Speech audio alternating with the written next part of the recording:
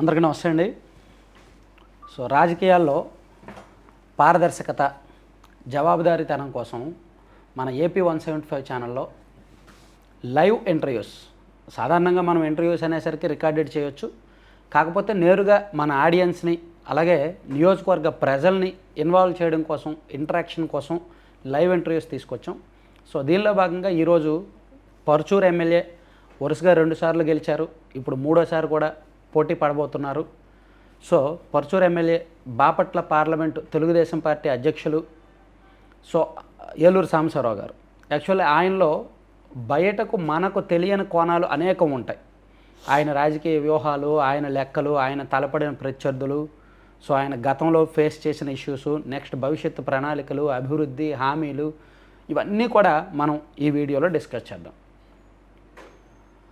ఒక అరగంట లేదా 40 నిమిషాల పాటు నేను మాట్లాడిన తర్వాత మీలో ఎవరైనా మాట్లాడాల్సి వచ్చినప్పుడు నేను ఒక నెంబర్ చెప్తాను. ఆ నెంబర్కి మీరు ఫోన్ చేసినప్పుడు నేరుగా మాట్లాడవచ్చు, లేదా కింద కామెంట్ రూపంలో తెలియజేస్తే మీ కామెంట్ చూసి నేను ఏమైనా అడగాలంటే అడుగుతాను.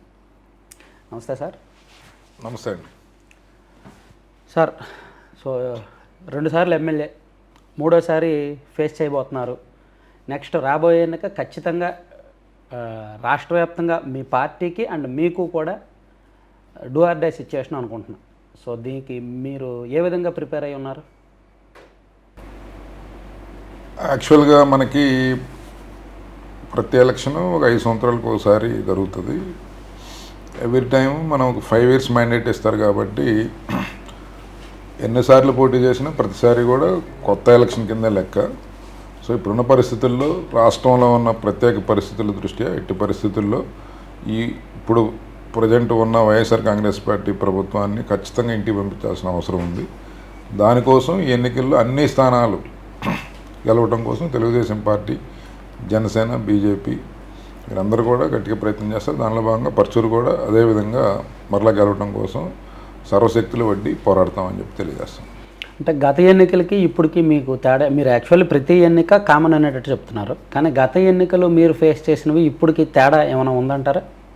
విపరీతమైన ఒక ప్రెజరైజ్డ్ ఎలక్షన్ జరుగుతూ ఉంది. ఇంత ఒత్తిడితో రాజకీయ పార్టీల మధ్య రాజకీయ ప్రత్యర్థులుగా చూశారు, కానీ ఇది రాజకీయ శత్రువులుగా, వర్గ శత్రువులుగా చూసే పరిస్థితి ఈ ప్రభుత్వం, వైఎస్ఆర్ కాంగ్రెస్ పార్టీ తీసుకొచ్చింది. 5 సంవత్సరాలుగా ప్రతి ఒక్కరి మీద వేధింపులు,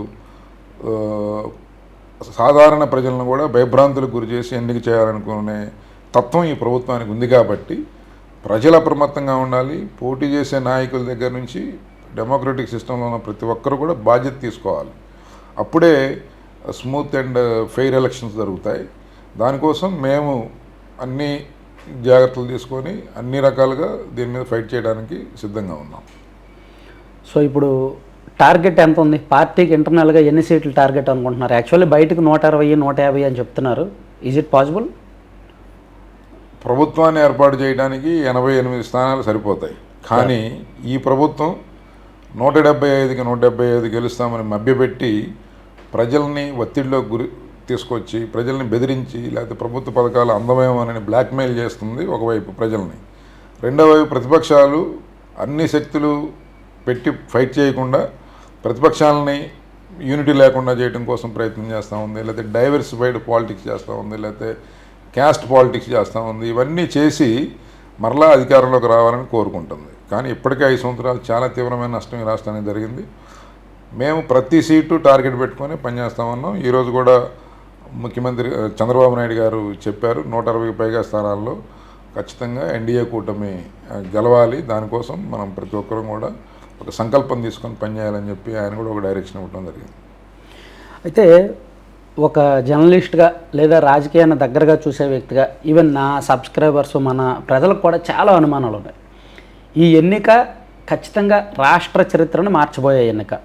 అలాగే ఈ ఎన్నిక గతంలో అంటే నభూతన భవిష్యత్తు, డబ్బులు ఫైనాన్షియల్ విషయాల్లో కావచ్చు, కేసుల విషయాల్లో కావచ్చు, ఇతర వ్యవహారాల్లో. ఫైనాన్షియల్ మ్యాటర్స్లో కానీ, ఈ కేసులు కక్ష సాధింపుల వ్యవహారాల్లో కానీ మీకు పార్టీ పరంగా ఏమైనా రిస్ట్రిక్షన్స్ ఉన్నాయా, ఇన్స్ట్రక్షన్స్ ఏమైనా ఉన్నాయా, లేదంటే మీరేమైనా ప్రిపేర్ అయ్యి ఉన్నారా? మీరు ఒకసారి చూస్తే మీరు కూడా యంగ్ జర్నలిస్ట్గా మంచి సమాజం పట్ల అవగాహన కలిగిన వ్యక్తిగా ఆ, ఒక బాధ్యత కలిగిన జర్నలిస్ట్గా మీరు పనిచేస్తూ ఉన్నారు. మీకు ఇప్పుడు ఈ 5 సంవత్సరాలు ఈ రాష్ట్రంలో ఏం జరిగిందో ప్రత్యేకించి చెప్పాల్సిన పని లేదు. గతంలో కాంగ్రెస్ పార్టీ కానీ లేకపోతే పక్క రాష్ట్రాల్లో టీఆర్ఎస్ పార్టీ కానీ లేకపోతే తెలుగుదేశం కానీ ఇతర పార్టీ ప్రభుత్వాలు అధికారంలో ఉన్నాయి మన ఉమ్మడి రాష్ట్రాల్లో. ఇంత అడ్డగోలుగా బరితెగించి ఏదైనా సరే ప్రభుత్వం ప్రవర్తించిందా గతంలో ఒకసారి మనం చెక్ చేయాలి.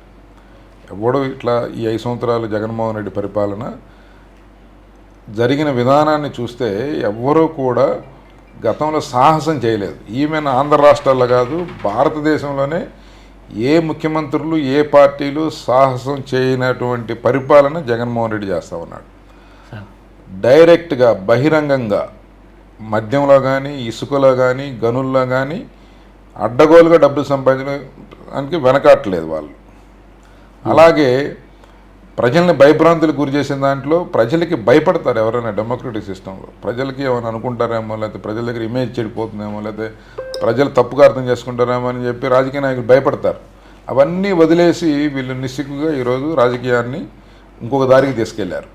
ఇట్లాంటి పరిస్థితుల్లో ఈ మెథడ్ కనుక సక్సెస్ అయితే పొరపాటున ప్రతి ఒక్కడు కూడా మిగతా రాష్ట్రాల్లో కానీ భవిష్యత్తులో కానీ ఒక డెమోక్రటిక్ విలువలకు కానీ ఒక జవాబుదారీతనం కానీ ఒక ట్రాన్స్పరెంట్ వ్యవస్థకు కానీ వాల్యూ ఉండదు.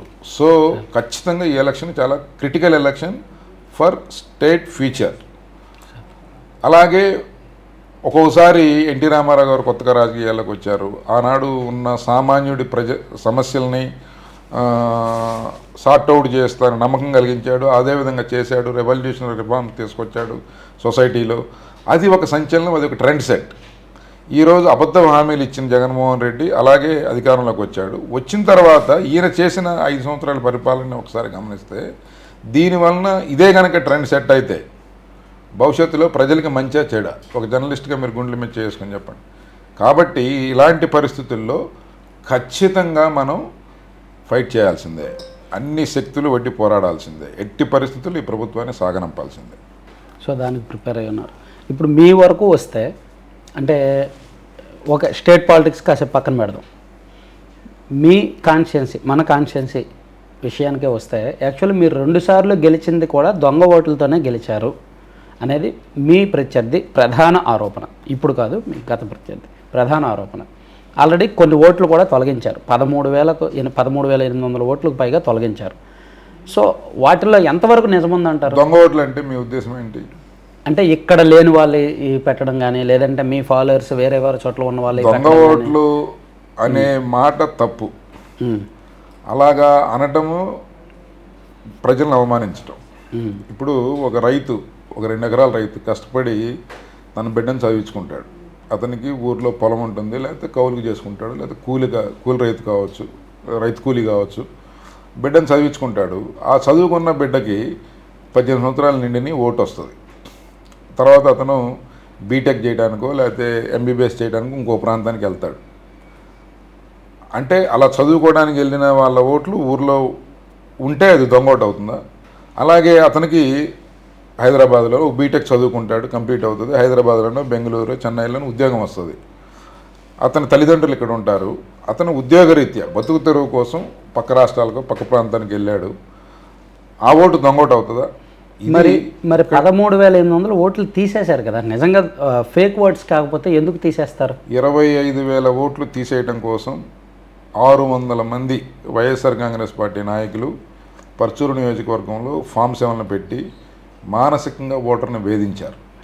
దీన్ని అంటే ఎన్నికల్లో గెలవడం కోసం ఓటు వేయరు అనుకున్న వ్యక్తుల యొక్క కులాలని బేస్ చేసుకుని ఎంపిక చేసుకొని ఓటు వేయరు అని చెప్పి అనుకున్న కుటుంబాల నుంచి ఆ పిల్లల్ని కానీ లేకపోతే ఆ వ్యక్తుల్ని ఓటు తీసేయాలని చేయటమే ఒక రాజకీయ పార్టీగా ఒక దుర్మార్గమైన చర్య.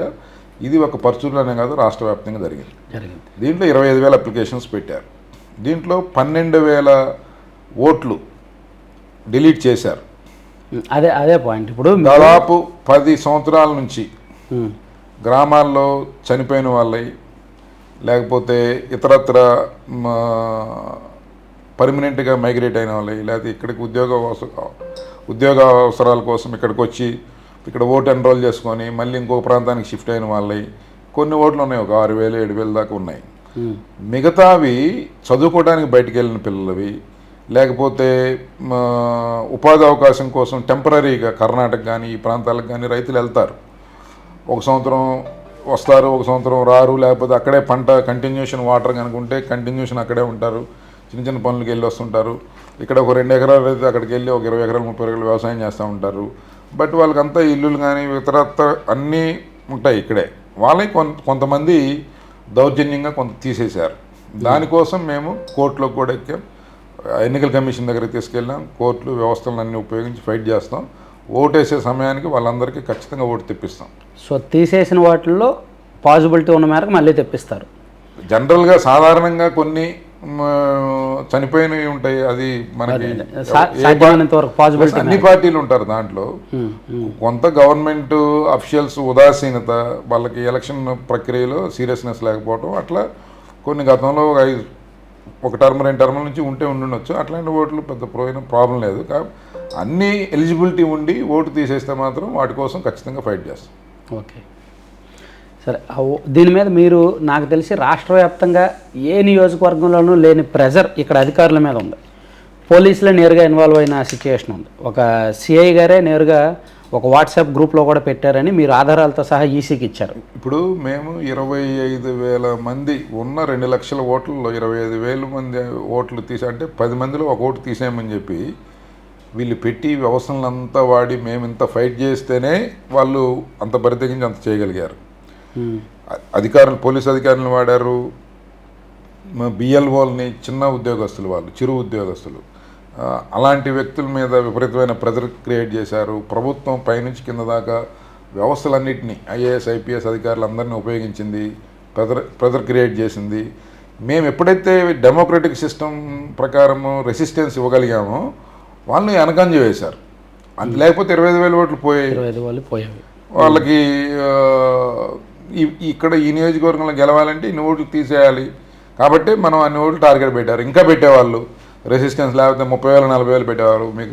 మీకు కొన్ని లెక్కలు చూస్తే ఒక 850 ఓట్లుండే బూత్లో 650 ఓట్లు తీసేయమని పెట్టారు. అంటే 850 ఓట్లు ఉన్న ఒక బూత్లో 650 ఓట్లు తీసేయమని పెడితే దానికి ఈ అధికారులు 650 మందికి నోటీసులు ఇచ్చి దాంట్లో ఒక 40 మంది 50 మంది చనిపోయిన వాళ్ళు ఉంటారు. బట్ మిగతా 600 మంది వాళ్ళ యొక్క ఓటుని ప్రూవ్ చేసుకోవడానికి వాళ్ళు శ్రమ పడాల్సి వచ్చింది. ఎక్కడెక్కడో ఉన్న వాళ్ళు రావాల్సి వచ్చింది. ఎక్కడో ఉంటారు, లేకపోతే ఊర్లో ఉన్నా కూడా కొంతమంది ఊర్లో బతికి కళ్ళ ముందు తిరుగుతూ ఉంటే చనిపోయారని చెప్పి పెట్టారు వాళ్ళని. సో అవన్నీ కూడా ఏంటంటే అనవసరంగా ప్రజలకి శ్రమ, ఒక టెన్షన్ వాతావరణం. వాళ్ళు 600 మంది వైఎస్ఆర్ కాంగ్రెస్ పార్టీ నాయకుల్ని దీంట్లో ఇన్వాల్వ్ చేశారు.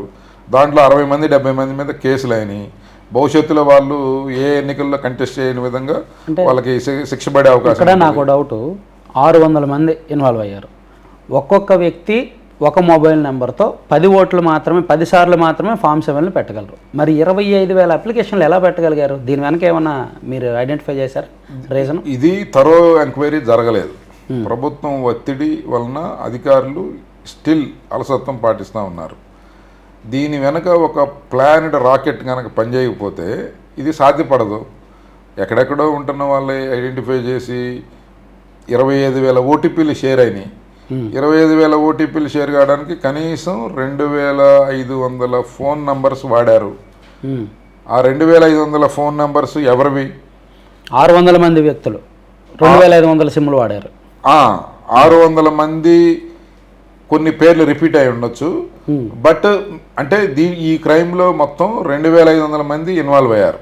ఫోన్ నెంబర్లు ఇవ్వటం కానీ వాళ్ళ పేర్లు వాడుకోవడం కానీ ఇదంతా ఒక ప్లానెడ్గా ఒక పెద్ద మాఫియా నడిపినట్టు నడపకపోతే వీళ్ళకి ఇది ఎలా సాధ్యమవుతుంది? ఏదో ఒక ఊరిలో ఎవరో ఒకళ్ళిద్దరు పెట్టారంటే దాన్ని ఎవడైనా సరే వాడు తప్పు చేశారనుకోవచ్చు. మీకు అన్ని గ్రామాలు, అది కూడా తెలుగుదేశం పార్టీకి పట్టున్న గ్రామాలు, తెలుగుదేశం పార్టీకి ఓట్లు వేస్తారు అనుకున్న బూతుల్లోనే నాకు తెలిసిన సమాచారం అడగొచ్చోలేదు, 13,000కు పైగా డిలీట్ చేసిన దానిలో 8,500 ఒకే సామాజిక వర్గం ఉన్నాయి అని విన్నాను. టార్గెట్టే ఒక 60% ఒకటే సామాజిక వర్గం, ఒక 40% మిగతా సామాజిక వర్గాల్లో తెలుగుదేశం పార్టీకి స్ట్రాంగ్ ఫాలోవర్స్, తెలుగుదేశం పార్టీకి సంస్థాగతంగా ఉన్న స్ట్రాంగ్ ఫాలోవర్స్ ఓట్లు తీసేయాలని పెట్టుకున్నారు వాళ్ళు target. So next question sir, actually 2020 ఆ టైంలో, అంటే ఈ వైసీపీ ప్రభుత్వం 2019లో వచ్చిన తర్వాత తెలుగుదేశం పార్టీలో చాలామంది ఎమ్మెల్యేలను టార్గెట్ చేశారు. కొంతమంది పార్టీ మారిపోయారు, కొంతమంది మారకుండా ఉన్నారు. మీరు కూడా పార్టీ మారాలని అనుకున్నారా? మీ మీద ఏమైనా ఒత్తిళ్ళు వచ్చాయా? లేదండి, నేను వచ్చింది రాజకీయాల్లో తెలుగుదేశం పార్టీ మీద ఉన్న ఇష్టంతో వచ్చాను. నేను ఒక రాజకీయ నాయకుడిగా లేకపోతే పదవి కోసం అసలు పాలిటిక్స్లోకి రావాలని అనుకోలేదు. కాకపోతే 23 మంది ఎమ్మెల్యేలు తక్కువ నంబర్ కాబట్టి తెలుగుదేశానికి ప్రతి ఎమ్మెల్యేని వాళ్ళు టార్గెట్ చేసిన మాట వాస్తవం. రకరకాలుగా ప్రెజర్ చేశారు, ఒత్తిడి చేశారు, రకరకాలుగా కొంతమందిని ప్రలోభ పెట్టిండొచ్చు, రకరకాల ప్రయత్నాలు చేశారు. నాకంటూ డైరెక్ట్గా నన్ను అప్రోచ్ అయిన వాళ్ళు ఎవరు లేరు. కానీ బట్ ఆ టైంలో చంద్రబాబు నాయుడు గారికి ప్రతిపక్ష హోదా లేకుండా చేయటం కోసం ఒక ప్రయత్నం వాళ్ళు గట్టిగా చేశారు. అదే నాకు తెలిసిన ఇన్ఫర్మేషన్ 2020 మేబీ ఆగస్టు జూలై ఆ టైంలో మిమ్మల్ని కలిశారని వైసీపీ తరఫున ప్రతినిధులు అప్పుడు విపరీతంగా ఒత్తిడి పెట్టారని, మీరు మరో ఎమ్మెల్యే గారు కలిశారని ఉంది. సో అంత ప్రెజర్, మానసికంగా అంత ప్రెజర్ ఎదుర్కొని నిలబడగలిగారా? ఒత్తిడి పెట్టడానికి అది ప్రెజర్ పాలిటిక్స్. వీళ్ళు జనాలను కూడా ఒత్తిడి పెడుతున్నారు, అపోజిషన్ లీడర్స్ని ఖచ్చితంగా ఒత్తిడి పెడతారు. ఎక్కడన్నా కలిసినప్పుడు అవతల పార్టీ నాయకులు అసెంబ్లీలో లేకపోతే వివిధ సందర్భాలు కలిసినప్పుడు మాట్లాడుతుంటారు. ప్రత్యేకంగా దానికోసం స్పెసిఫిక్గా మాట్లాడిన పరిస్థితి లేదు. కాకపోతే మేము అట్లాంటి సందర్భంలో వచ్చినప్పుడు ఒకరికొకరు అండగా ఉండి ఎట్టి పరిస్థితుల్లో నిలబడాలి, పార్టీని కాపాడుకోవాలి, ఈ సమయంలో చంద్రబాబు నాయుడు గారికి అండగా ఉండాలి, దానికోసం మనం కొంత ఇబ్బంది పడతాం, శ్రమ పడతాం అని చెప్పి డెసిషన్ తీసుకొని గట్టిగా ఉన్న కొద్దిమంది. సార్ ఓకే, నెక్స్ట్ రీసెంట్గా ఒక 2 నెలల కిందట మీ మీద ఒక పెద్ద ఆరోపణ వచ్చింది. నోవా అగ్రిటెక్ బ్లాక్ మనీకి నిలయం.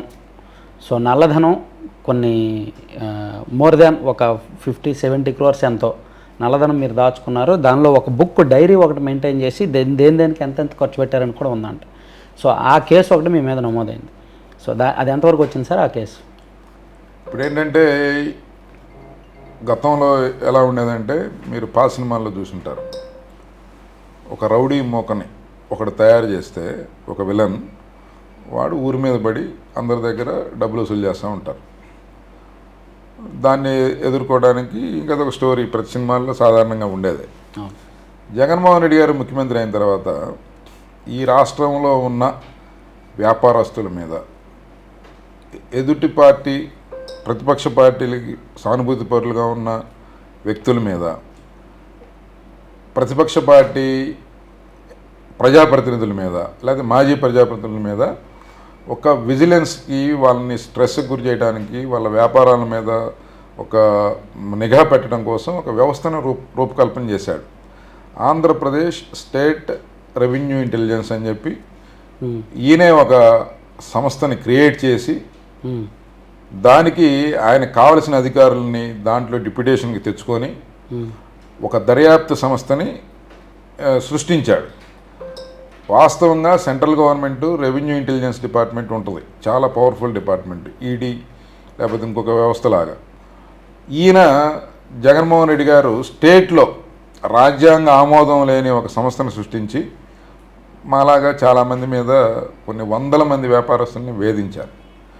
ఆ ప్రక్రియలో భాగంగా రాజకీయంగా ఎప్పుడైతే ఈ ఫామ్ 7లో పెట్టడము లేకపోతే ఓట్లు తీసేయాలనుకోవడము, అది సాగకపోవడము, కొంతమేరకు వాళ్ళు దాంట్లో ఫెయిల్ కావడము, దీంతో పర్సనల్గా అటెంప్ట్ చేయడానికి ప్రయత్నం చేశారు. అంటే 2019లో మీరు ప్రతిపక్ష ఎమ్మెల్యేగా ఉన్నారు, కానీ 2024 మేబీ 23 డిసెంబర్ అనుకుంటా, అంటే అప్పుడు వరకు వాళ్ళకు దొరకలేదా లేదా మధ్యలో ఏం జరిగి ఉంటుంది? అప్పటి వరకు రకరకాల ప్రయత్నాలు చేస్తూ ఉన్నారు, వ్యాపారాన్ని దెబ్బ కొట్టడానికి రకరకాల ప్రయత్నాలు చేస్తూ ఉంటారు. బట్ అవన్నీ ఒక్కోసారి వాళ్ళకి దాని ఏమీ చేయలేకపోవచ్చు. దానితోడు ఈ ప్రయత్నాలంటే ఎదుటి వ్యక్తిని మనము కంట్రోల్ చేయడం కోసం మన చుట్టుపక్కల ఉన్న వ్యక్తుల్ని డిస్టర్బ్ చేయటం, వాళ్ళని వేధించడం, లేకపోతే వాళ్ళ మీద కేసులు పెట్టడం, లేకపోతే ఓటర్లని భయపెట్టడం, వాళ్ళ ఓట్లు తీసేయటం, ఇట్లాగా మల్టిపుల్ అప్రోచెస్ ద్వారా వాళ్ళు నియోజకవర్గంలో అన్ని రకాల వ్యూహాలు వాడారు. చివరగా ఆ అస్త్రాన్ని ప్రయోగించారు. అది కూడా అంతా కూడా అది ఒక ఫేక్ కేసుని సృష్టించి దాంట్లో ఏదో విపరీతమైన ఇది ఉన్నట్టుగా అది ప్రచారం చేశారు. ఆ కంపెనీకి నాకు డైరెక్ట్గా సంబంధమే లేదు. ఆ కంపెనీ నేను ఫౌండర్ మీరు వన్ ఆఫ్ ది డైరెక్ట్ మెంబర్ని లేదు. ఇప్పుడు అది పబ్లిక్ ఇష్యూకి వెళ్ళింది, ప్రజలు పెద్ద ఎత్తున ఆదరించారు. ఆ కంపెనీ దానికి ప్రొఫెషనల్ టీం ఉంటుంది, పబ్లిక్ ఇష్యూకి వెళ్ళినప్పుడే ఇది జరిగిందని బోర్డు ఉంటుంది. ఇట్లా మనం ఒక 500 మంది 1000 మంది వరకు దానికి ఉపాధి అందించే సంస్థని చిదిమేయడం కోసం, ఆ సంస్థని చంపేయడం కోసం అన్ని రకాల కుయుక్తులు పన్నారు.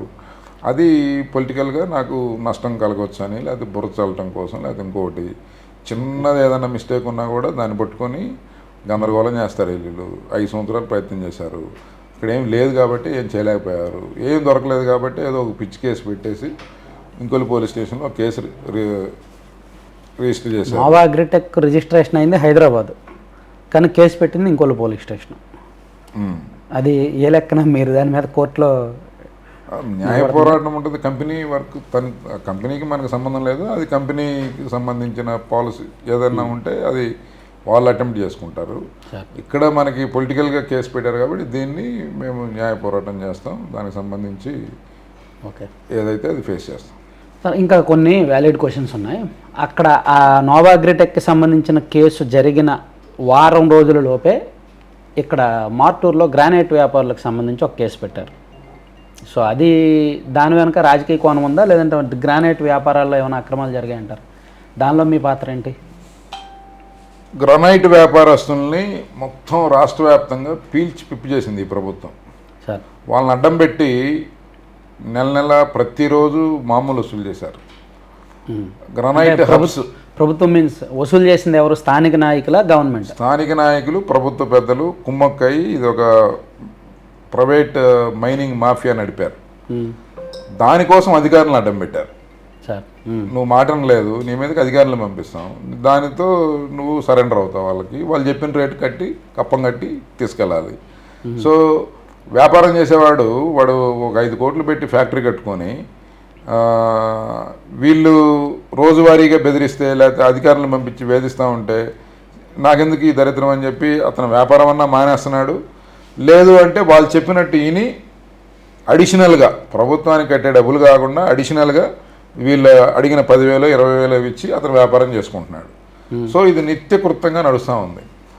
దీనికి తోడు ఒకే రోజు ఒక 5, 6, 15 మంది టీంని వేసి మళ్ళీ వీరి మీద గ్రానైట్ వ్యాపారస్తుల మీదకి వాళ్ళని ఉసిగొల్పి వాళ్ళని రకరకాలుగా భయపెట్టి వేధించి బెదిరించి వాళ్ళ వ్యాపారాలని అడ్డుకోవాలి, లేకపోతే ఎక్కువ డబ్బులు వాళ్ళ దగ్గర నుంచి గుంజాలి అనే ఒక కుట్రతో వచ్చారు. వచ్చినప్పుడు అనుకోకుండా నేను ఆ సందర్భంకి వెళ్ళటం జరిగింది. అలా వెళ్ళినప్పుడు అక్కడ జరగని విషయాన్ని జరిగినట్టుగా చిత్రీకరించి ఏదైతే కారప్పొడి ప్యాకెట్లు, కర్రలు, కత్తులు తీసుకొని అధికారులు రౌడీలు తీసుకొని ఇన్స్పెక్షన్కి వచ్చారో వాళ్ళే తిరిగి గ్రానైట్ యజమానుల మీద, నా మీద, లేకపోతే మా పార్టీ వర్కర్స్ మీద దొంకేసి బనాయించారు. దానికోసం దాదాపు వారం రోజులు గ్రానైట్ వ్యాపారస్తులు జైలుకి కూడా వెళ్ళి రావాల్సి వచ్చింది. సో ఓవరాల్గా ఈ ప్రభుత్వం వచ్చిన తర్వాత కేసులు నారా లోకేష్ గారు పదే చెప్తున్నారు, ఎక్కువ కేసులు ఎవరికంటే వాళ్ళకే పదవులని. సో మీరు ఆ కేసుల లెక్కలు మీరు ఎక్కడున్నారు? వ్యాపారం చేసుకునే వాడికి, ఒక యజమానికి కేసులు అవన్నీ అవసరం లేదండి. అంటే రాజకీయాల్లో ఉన్నప్పుడు సహజంగా గౌరవం కోసం రాజకీయం చేస్తారు. పోలీస్ స్టేషన్కి పిలిచినా లేకపోతే పోలీస్ స్టేషన్లో కేసు అయితే తప్పు చేసినట్టుగా సమాజం గుర్తిస్తుంది.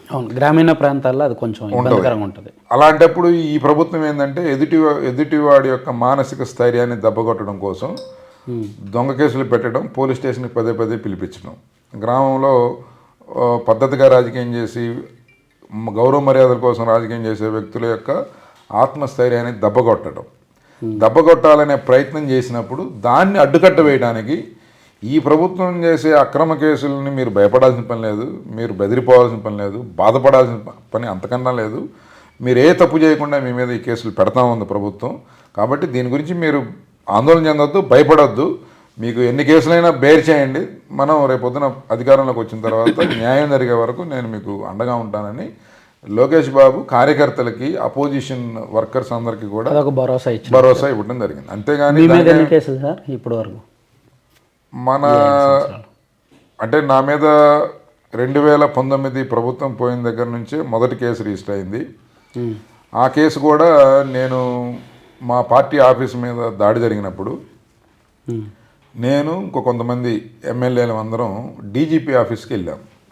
ఒక మెమరాండం ఇచ్చి మా పార్టీ ఆఫీస్ మీద దుర్మార్గంగా, కిరాతకంగా దాడి చేశారు రౌడీ మొక్కలు, వాళ్ళ మీద యాక్షన్ తీసుకోండి అని చెప్పి డీజీపీ ఆఫీస్కి వెళ్ళి రిప్రజెంటేషన్ ఇవ్వడానికి వెళ్తే అక్కడ ఇవ్వకుండా పోలీసులు అడ్డుకుంటే మేము మాకున్న రైట్ని ఎగ్జిబిట్ చేసి పోలీసులతో వాగ్వివాదం ఆడి మేము వెళ్ళి డీజీపీ గారిని కలిసి రిప్రజెంటేషన్ ఇచ్చి వచ్చాం. అప్పుడు ఆ సందర్భంలో ఒక కేసు నమోదైంది.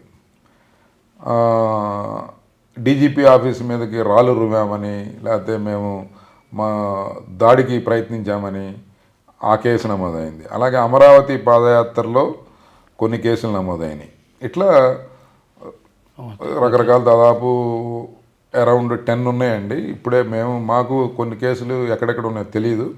అందుకే డీజీపీ గారికి లెటర్ రాస్తే ఆయన రిప్లై ఇవ్వలేదు. అన్ని జిల్లాల ఎస్పీలకి మేము కూడా లెటర్లు పెట్టాం. చంద్రబాబు నాయుడు గారి ఆదేశాల మేరకి అవి వచ్చినాయి. ఎన్ని కేసులు ఉన్నాయి ఏంటనేది లెక్క కోసం సార్. సరే, ఒక కీలకమైన టాపిక్ ట్రెండింగ్ ఉంది. ఇప్పుడు నిన్న ఎంపీల జాబితా ప్రకటించారు. దానిలో బాపట్ల ఎంపీగా కృష్ణప్రసాద్ గారి పేరు ఇచ్చారు. యాక్చువల్లీ అది ఇక్కడ కేడర్కి ఎవరికి పరిచయం లేని పేరు. బాపట్ల పార్లమెంట్ అధ్యక్షుడిగా, పార్టీ అధ్యక్షుడిగా మీకు తెలుసా అతని గురించి? కృష్ణప్రసాద్ గారు గతంలో పోలీస్ సర్వీస్ చేశారు. మంచి పేరు ప్రఖ్యాతులు సంపాదించుకున్న వ్యక్తి, ప్రజల అభిమానం సంపాదించుకున్న వ్యక్తి. గుంటూరు జిల్లాలో ఎస్పీగా పనిచేశారు ఆయన. ఆ సమయంలో గుంటూరు జిల్లాలో చాలా సుపరిచితులు. ఇవాళ ఉన్న కొత్త కుర్రాళ్ళకి తెలియకపోవచ్చు, బట్ గుంటూరు జిల్లాలో ఆయన బాగా, అంటే పార్టీ డిసైడ్ అవ్వకముందు మీ లీడర్స్ అందరికీ కూడా కమ్యూనికేషన్ ఉందా, తెలుసా? ఉంటుందండి, అడుగుతారు అభిప్రాయం. ఐవీఆర్ఎస్ కూడా చేశారు. చంద్రబాబు నాయుడు గారి వాయిస్తో ఐవీఆర్ఎస్ చేశారు. అంటే యాక్చువల్లీ ఆయన బీజేపీ పర్సన్. ఆయన స్టిల్ వరంగల్ బీజేపీ సీట్ ఆశించారంట, కానీ ఇక్కడ టీడీపీ బాపట్ల ఇచ్చారు. ఆయన ఏంటంటే ఆంధ్రప్రదేశ్ రాష్ట్రానికి చెందిన వ్యక్తి ఆయన. కాకపోతే బైఫర్కేషన్లో కొంతమంది ఆఫీసర్స్ తెలంగాణకి వెళ్ళటం జరిగింది. ఆ బైఫర్కేషన్ ప్రాసెస్లో చాయిస్ ఇండివిజువల్గా ఇవ్వాల, అది గవర్నమెంట్. ఆయన బై బర్త్ తెలంగాణ అనుకుంటండి, కాదు, బర్త్ హైదరాబాద్. కాదు, ఆయనది ఈస్ట్ గోదావరి. ఆయన విద్యాభ్యాసము లేకపోతే వీటన్నిటిని కన్సిడర్ చేస్తారు కాబట్టి ఆయన తెలంగాణ కేడర్కి అలాట్ అయ్యాడు. ఆయన రాజోల్ దగ్గర ఆయన సొంత గ్రామం. ఓకే, అంటే ఆయన ప్రొఫైల్లో ఆయన పెళ్లి చేసుకున్నది అనంతపురానికి సంబంధించిన ఒక వాళ్ళ వైఫ్ అనంతపూర్, ఆయన ఈస్ట్ గోదావరి. బట్ గుంటూరు జిల్లాలో వర్క్ చేస్తున్నాడు ఎస్పీగా. ఆ టైం నుంచి చంద్రబాబు నాయుడు గారు ముఖ్యమంత్రిగా ఉన్నప్పుడు చాలా సందర్భాల్లో ఇండస్ట్రియల్ కార్పొరేషన్కి ఎండి చైర్మన్గా చేశారు. అట్లా కొన్ని మంచి ప్రాజెక్ట్స్ ఆయన దగ్గరుండి సమర్థవంతంగా నిర్వర్తించాడు. సో ఆయనకి రాజకీయాల పట్ల రిటైర్డ్ అయిన తర్వాత ఆసక్తి కలిగి బీజేపీలో వర్క్ చేస్తూ ఉన్నాడు. ఇటీవల కాలంలో చంద్రబాబు నాయుడు గారిని కలిసి ఆయన యొక్క ఇంట్రెస్ట్ని ఎక్స్ప్రెస్ చేయడం జరిగింది. పార్టీ కూడా ఆ రోజే పార్టీలో కూడా జాయిన్ అవ్వడం జరిగింది. దాని మీద పార్టీలో జాయిన్ అయ్యారా? ఫోటోస్ ఏం బయటకు రాలేదు, కండువా వేసుకున్నట్టు ఉన్నాయండి, అది ప్రాబ్లం లేదు. ఆ రోజు మేము కూడా ఒక సందర్భంలో ఉండటం జరిగింది అక్కడ. తర్వాత క్యాడర్ నుంచి, పార్టీ లీడర్స్ నుంచి ఐవీఆర్ఎస్ తీసుకోవడం జరిగింది. ఐవీఆర్ఎస్లో వచ్చిన దీన్ని బట్టి ఒక మంచి ఆఫీసర్గా గుర్తింపు ఉంది, మంచి ట్రాక్ రికార్డు ఉంది.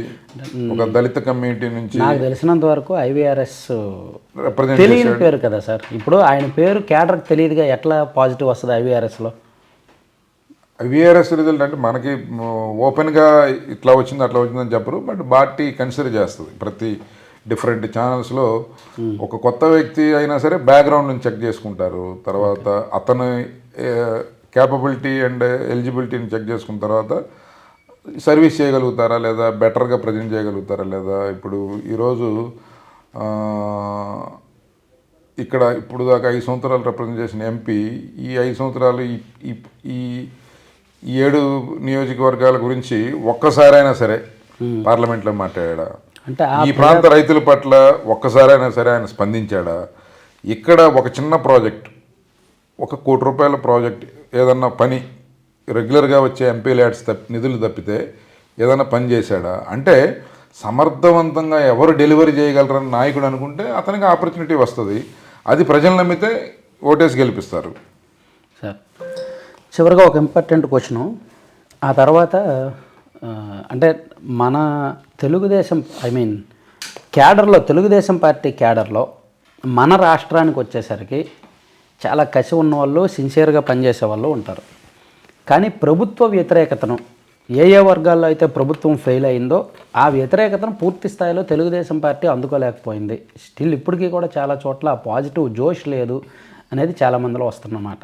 ఈవెన్ నిన్న మొన్న కూడా కొంతమంది మాట్లాడే సందర్భంలో అసలు ఎన్నికల జోష్ కూడా లేదు అనేట్టు అంటున్నారు. సో ఎందుకు ఈ పరిస్థితి వచ్చింది? గతంలో ఎప్పుడు ఇలా లేదు కదా, అంటే పార్టీలో నీరసం ఉంది. లేదండి, అది తప్పు. అది ఎవ్రీడే ఎక్స్ప్రెషన్ చేయాల్సిన పని లేదు. ఒకటి. 2, చంద్రబాబు నాయుడు గారు మన ఇంకోలిలో వస్తే మా పార్లమెంటు పరిధిలోనే 1,20,000 మంది ఆ సభకు హాజరయ్యారు. అలాగే నిన్న లాస్ట్ వీక్ చిల్లూరుపేటలో జరిగితే సుమారుగా 7 నుంచి 8 లక్షల మంది సభకు హాజరై వారి మద్దతు తెలియజేశారు. అంటే యాక్టివిటీస్ విషయానికి వస్తే గ్రౌండ్ యాక్టివిటీస్ జరుగుతున్నాయి అంటారా? గ్రౌండ్లో ఇప్పుడు ఏమవుతుందంటే పాలిటిక్స్ మెథడ్ మారిపోయింది. ప్రతిరోజు నిత్యం వీధి పోరాటాలు చేసినా ఏం ఉపయోగం ఉండలేదు. ఈ ప్రభుత్వం, కానీ టీడీపీకి అదే అలవాటు మొదటి నుంచి. ఈ ప్రభుత్వం ఏంటంటే ప్రభుత్వం యొక్క ఇప్పుడు చాలా చంద్రబాబు నాయుడు గారు 48 గంటలు నిరాహార దీక్ష చేశారు మా పార్టీ ఆఫీస్ మీద దాడి చేసినప్పుడు. ఇంతవరకు కేసు పెట్టలేదు. అంటే మెసేజ్ని ప్రజలకు వివరించడం తప్పితే ఈ ప్రభుత్వాన్ని ఒత్తిడి చేసి 8 సార్లు కరెంటు బిల్లులు పెంచారు. 6 నెలల పాటు ఇసుక అందుబాటులో లేకుండా రాష్ట్రంలో ఇసుకకి ఒక స్కేర్ సిటీ క్రియేట్ చేశారు, ఒక కృత్రిమ కొరతను క్రియేట్ చేశారు. దానికోసం మేము ఆ రోజుల్లో కరోనా సమయంలో కూడా ప్రాణాలకు తెగించి తెలుగుదేశం పార్టీ కేడర్ రాష్ట్ర వ్యాప్తంగా వచ్చి ఉద్యమాలు చేసింది. అయినా కూడా కనికరించలేదు. ఈరోజు మద్యం చాలా స్పూరియస్ లిక్కర్తో పేద ప్రజల ఆరోగ్యంతో ఆటలాడుతూ ఉంది. దీని మీద ఎన్నిసార్లు అంటే అసెంబ్లీలో ఫైట్ చేయడానికి మైక్ ఇవ్వరు, వీధి పోరాటాలు లేకపోతే ధర్నాలు రాస్తారాకోలు చేస్తే ఇది చేయరు. అందుకని మేమేం చేస్తున్నామంటే ఇప్పుడు డోర్ టు డోర్ వెళ్ళి ప్రజలకి వివరించడానికి ప్రయత్నం చేస్తున్నాం. ఆల్రెడీ ప్రజలు కన్విన్స్ అయి ఉన్నారు, ప్రజలకు ఒక ఒపీనియన్ వచ్చేసింది. ఆల్రెడీ ప్రజలు ఒక నిర్ణయం తీసుకొని ఉన్నారు. ఎట్టి పరిస్థితుల్లో జగన్మోహన్ రెడ్డి గారు చేసేదంతా ఒక మాయ, ఈ మాయలో మళ్ళీ రెండోసారి చిక్కోవద్దు అనేది ఒక నిర్ణయం తీసుకున్నారు. సో దానికి ఆల్టర్నేటివ్గా ఈరోజు జనసేన, తెలుగుదేశం, బీజేపీ ఈ 3 పార్టీలు ఒక ప్రత్యామ్నాయ శక్తిగా అయినాయి. ఎప్పుడైతే జగన్మోహన్ రెడ్డి గారికి వ్యతిరేకంగా 3 పార్టీలు 3 దారుల్లో ఫైట్ చేస్తే ఆ ప్రజల యొక్క భావన చీలిపోతుంది. కాబట్టి మళ్ళీ అడిషనల్గా అడ్వాంటేజ్ ఆయనకే ఉంటుంది. కాబట్టి పొలిటికల్గా మాకు అన్ని పార్టీలకు ఇబ్బంది అయినా ప్రజల కోసం కలవడం జరిగింది. సో దీని మీదట ఇప్పుడు ప్రభుత్వం ఉక్కిరి బిక్కిరి అవుతూ ఉంది. అందుకని వాళ్ళ ప్రచారాలను ఇంకా పెద్ద ఎత్తున పదును పెట్టారు. సో వాళ్ళు ప్రచారం చేస్తున్నారు, వీళ్ళు ప్రచారం చేయట్లేదు అనేది భావన. ప్రచారం అంటే నీకు అన్ని మీడియా హౌస్లు ఈ ప్రభుత్వం కంట్రోల్లో ఉన్నాయి, 1-2 తప్పితే. మీడియా హౌస్లు ఎక్కువ టీడీపీకే ఉన్నాయంటారు కదా. అదే ప్రచారం అంటే. నేను దుష్ప్రచారాన్ని ఈరోజు పేర్లు అవసరం లేదు, 1-2 ఛానల్స్ మాత్రమే ధైర్యంగా పనిచేస్తున్నాయి. మిగతా ఛానల్స్ అన్నీ ప్రత్యక్షంగానో పరోక్షంగానో జగన్మోహన్ రెడ్డి కనుసన్నల్లో నడుస్తూ ఉన్నాయి. 100 కొద్ది యూట్యూబ్ ఛానల్స్, 100 కోట్ల రూపాయలు ఇన్వెస్ట్ చేసి యూట్యూబ్ ఛానల్స్ అన్నీ ఆ పార్టీకి అనుకూలంగా ప్రచారం చేస్తూ ఉన్నాయి. కొన్ని వేల మందిని ప్రైవేట్ సైన్యాన్ని తయారు చేసి సోషల్ మీడియాలో విపరీతమైన పబ్లిసిటీ ఇస్తున్నారు. అలాగే మీరు యూట్యూబ్లో జస్ట్ ఏదైనా ఒక వీడియో చూద్దాం అనుకుంటే ఈలోపు జగన్మోహన్ రెడ్డి గారు వచ్చేస్తారు, సిద్ధం అంటాడు, అదంటాడు, ఇదంటాడు. సో ఇవన్నీ కూడా ఏంటంటే ప్రజలు తీసుకున్న నిర్ణయాన్ని మార్చడం కోసం చివరి ప్రయత్నం చేస్తామన్నాడు. కాబట్టి దీంట్లో ప్రజల్ని మేము ఆలోచించమంటుంది సాంబశివరావు కోసమో, చంద్రబాబు నాయుడు గారి కోసమో, లేదా పవన్ కళ్యాణ్ గారి కోసమో, మోడీ గారి కోసమో కాదు. అక్కడ ఈ ప్రభుత్వం ఏ విధంగా తప్పు చేస్తూ ఉంది, మీకే నష్టం జరిగింది, దాని మీద మీరు ఎలాంటి నిర్ణయం తీసుకోవడం వల్ల భవిష్యత్ తరాలకి ఈ రాష్ట్రానికి మంచి జరుగుతుందనే దాని మీద ప్రజల్ని అవేర్నెస్ క్రియేట్ చేయడానికి ప్రయత్నం చేస్తూ ఉన్నాం. సార్ మనకిప్పుడు ఒక 10 నిమిషాలు 10 క్వశ్చన్లు షార్ట్ కట్ క్వశ్చన్లు సార్. మీరు ఎస్ఆర్ నో చాలా సింపుల్ ఆన్సర్ చెప్పాలి 1 మినిట్లో. ఆ తర్వాత లైవ్ కాల్స్ తీసుకుందాం. సార్ మీకు సరైన రాజకీయ ప్రత్యర్థి ఎవరు? ఆమంచి కృష్ణమోహన్ గారా, లేదంటే దగ్గుబాటి వెంకటేశ్వరరావు గారా, లేదా ఇప్పుడున్న ఎడం బాలాజీ గారా? వైఎస్ఆర్ కాంగ్రెస్ పార్టీలో ఎవరున్నా ఆ పార్టీకి ఉండే స్ట్రెంత్, ఆ పార్టీకి ఉండే ఇది వాళ్ళకు ఉంటుంది. యాజ్ అ లీడర్గా మీరు పలానా వ్యక్తి నాకు ఎక్కువ స్ట్రెంత్ అని, నాకు ఎక్కువ ఇబ్బంది పెడతారు, నాకు సరైన ఇబ్బంది అదేం లేదా? అట్లేం లేదండి. మనం తెలుగుదేశంలో ఉన్నా వాళ్ళు ఇంకో పార్టీని రిప్రజెంట్ చేసేటప్పుడు ఆ పార్టీ స్ట్రెంత్ వాళ్ళ పర్సనల్ కొంత స్ట్రెంత్ యాడ్ అవుతుంది. మీరు ఎమ్మెల్యేగా చేసిన మంచి పని ఏముంది కాన్స్టిట్యున్సీలో ఈ 10 సంవత్సరాల్లో? గతంలో అధికారంలో ఉన్నప్పుడు కానీ ప్రతిపక్షంలో ఉన్నప్పుడు కానీ పలాంది నేను చేసి మంచి పని ఏముంది? ఈ దేశానికి స్వతంత్రం వచ్చిన దగ్గర నుంచి 125 కిలోమీటర్ల సిమెంట్ రోడ్లు మా 95 గ్రామ పంచాయతీల్లో వేశారు. 14-19 మధ్యకాలంలో దానికి 5 రెట్లు, సుమారుగా 4 రెట్లు పైన 475 కిలోమీటర్ల సిమెంట్ రోడ్లు నేను ఎమ్మెల్యేగా ఉన్నప్పుడు జరగటం అనేది నాకు గొప్ప విషయం. దానితో పాటు ఎందుకంటే ఈరోజు గ్రామాల్లో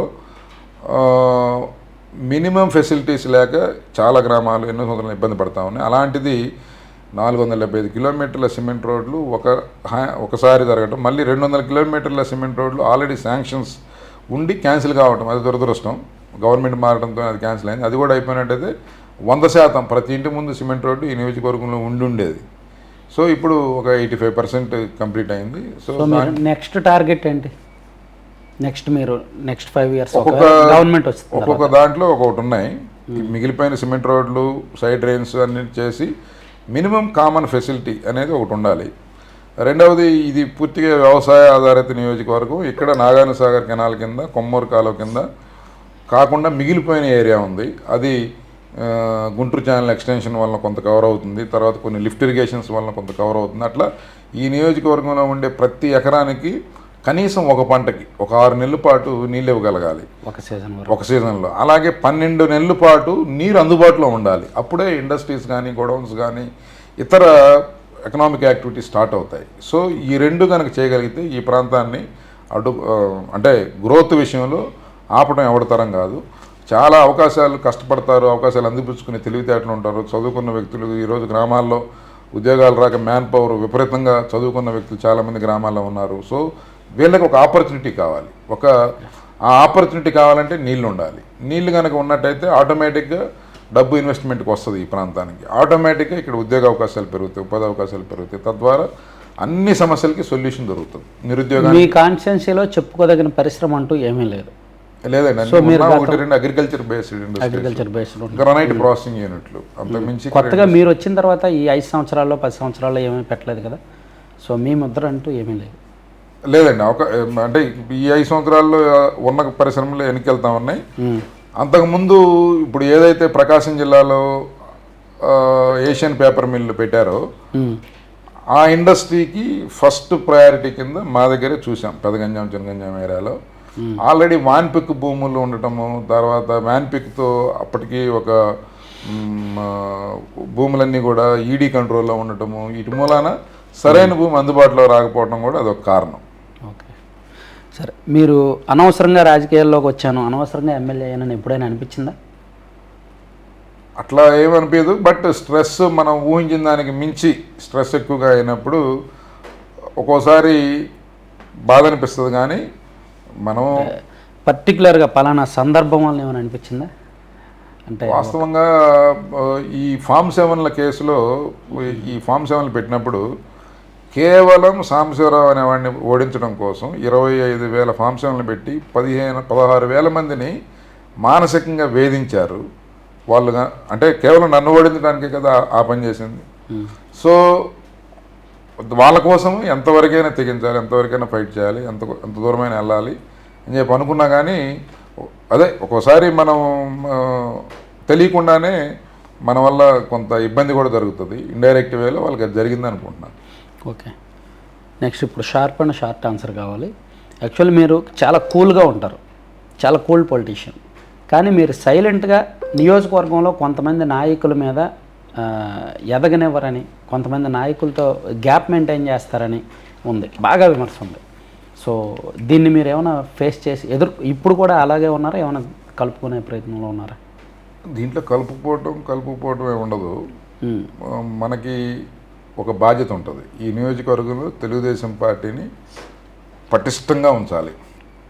దానికోసం ఒకళ్ళిద్దరు లీడర్లకు ఇబ్బంది కావచ్చు, కొన్ని వందల మంది కొత్త నాయకులు తయారు వాళ్ళు పార్టీ కోసమే కదా ఉండేది. పార్టీ కోసం అందరూ పనిచేస్తారు.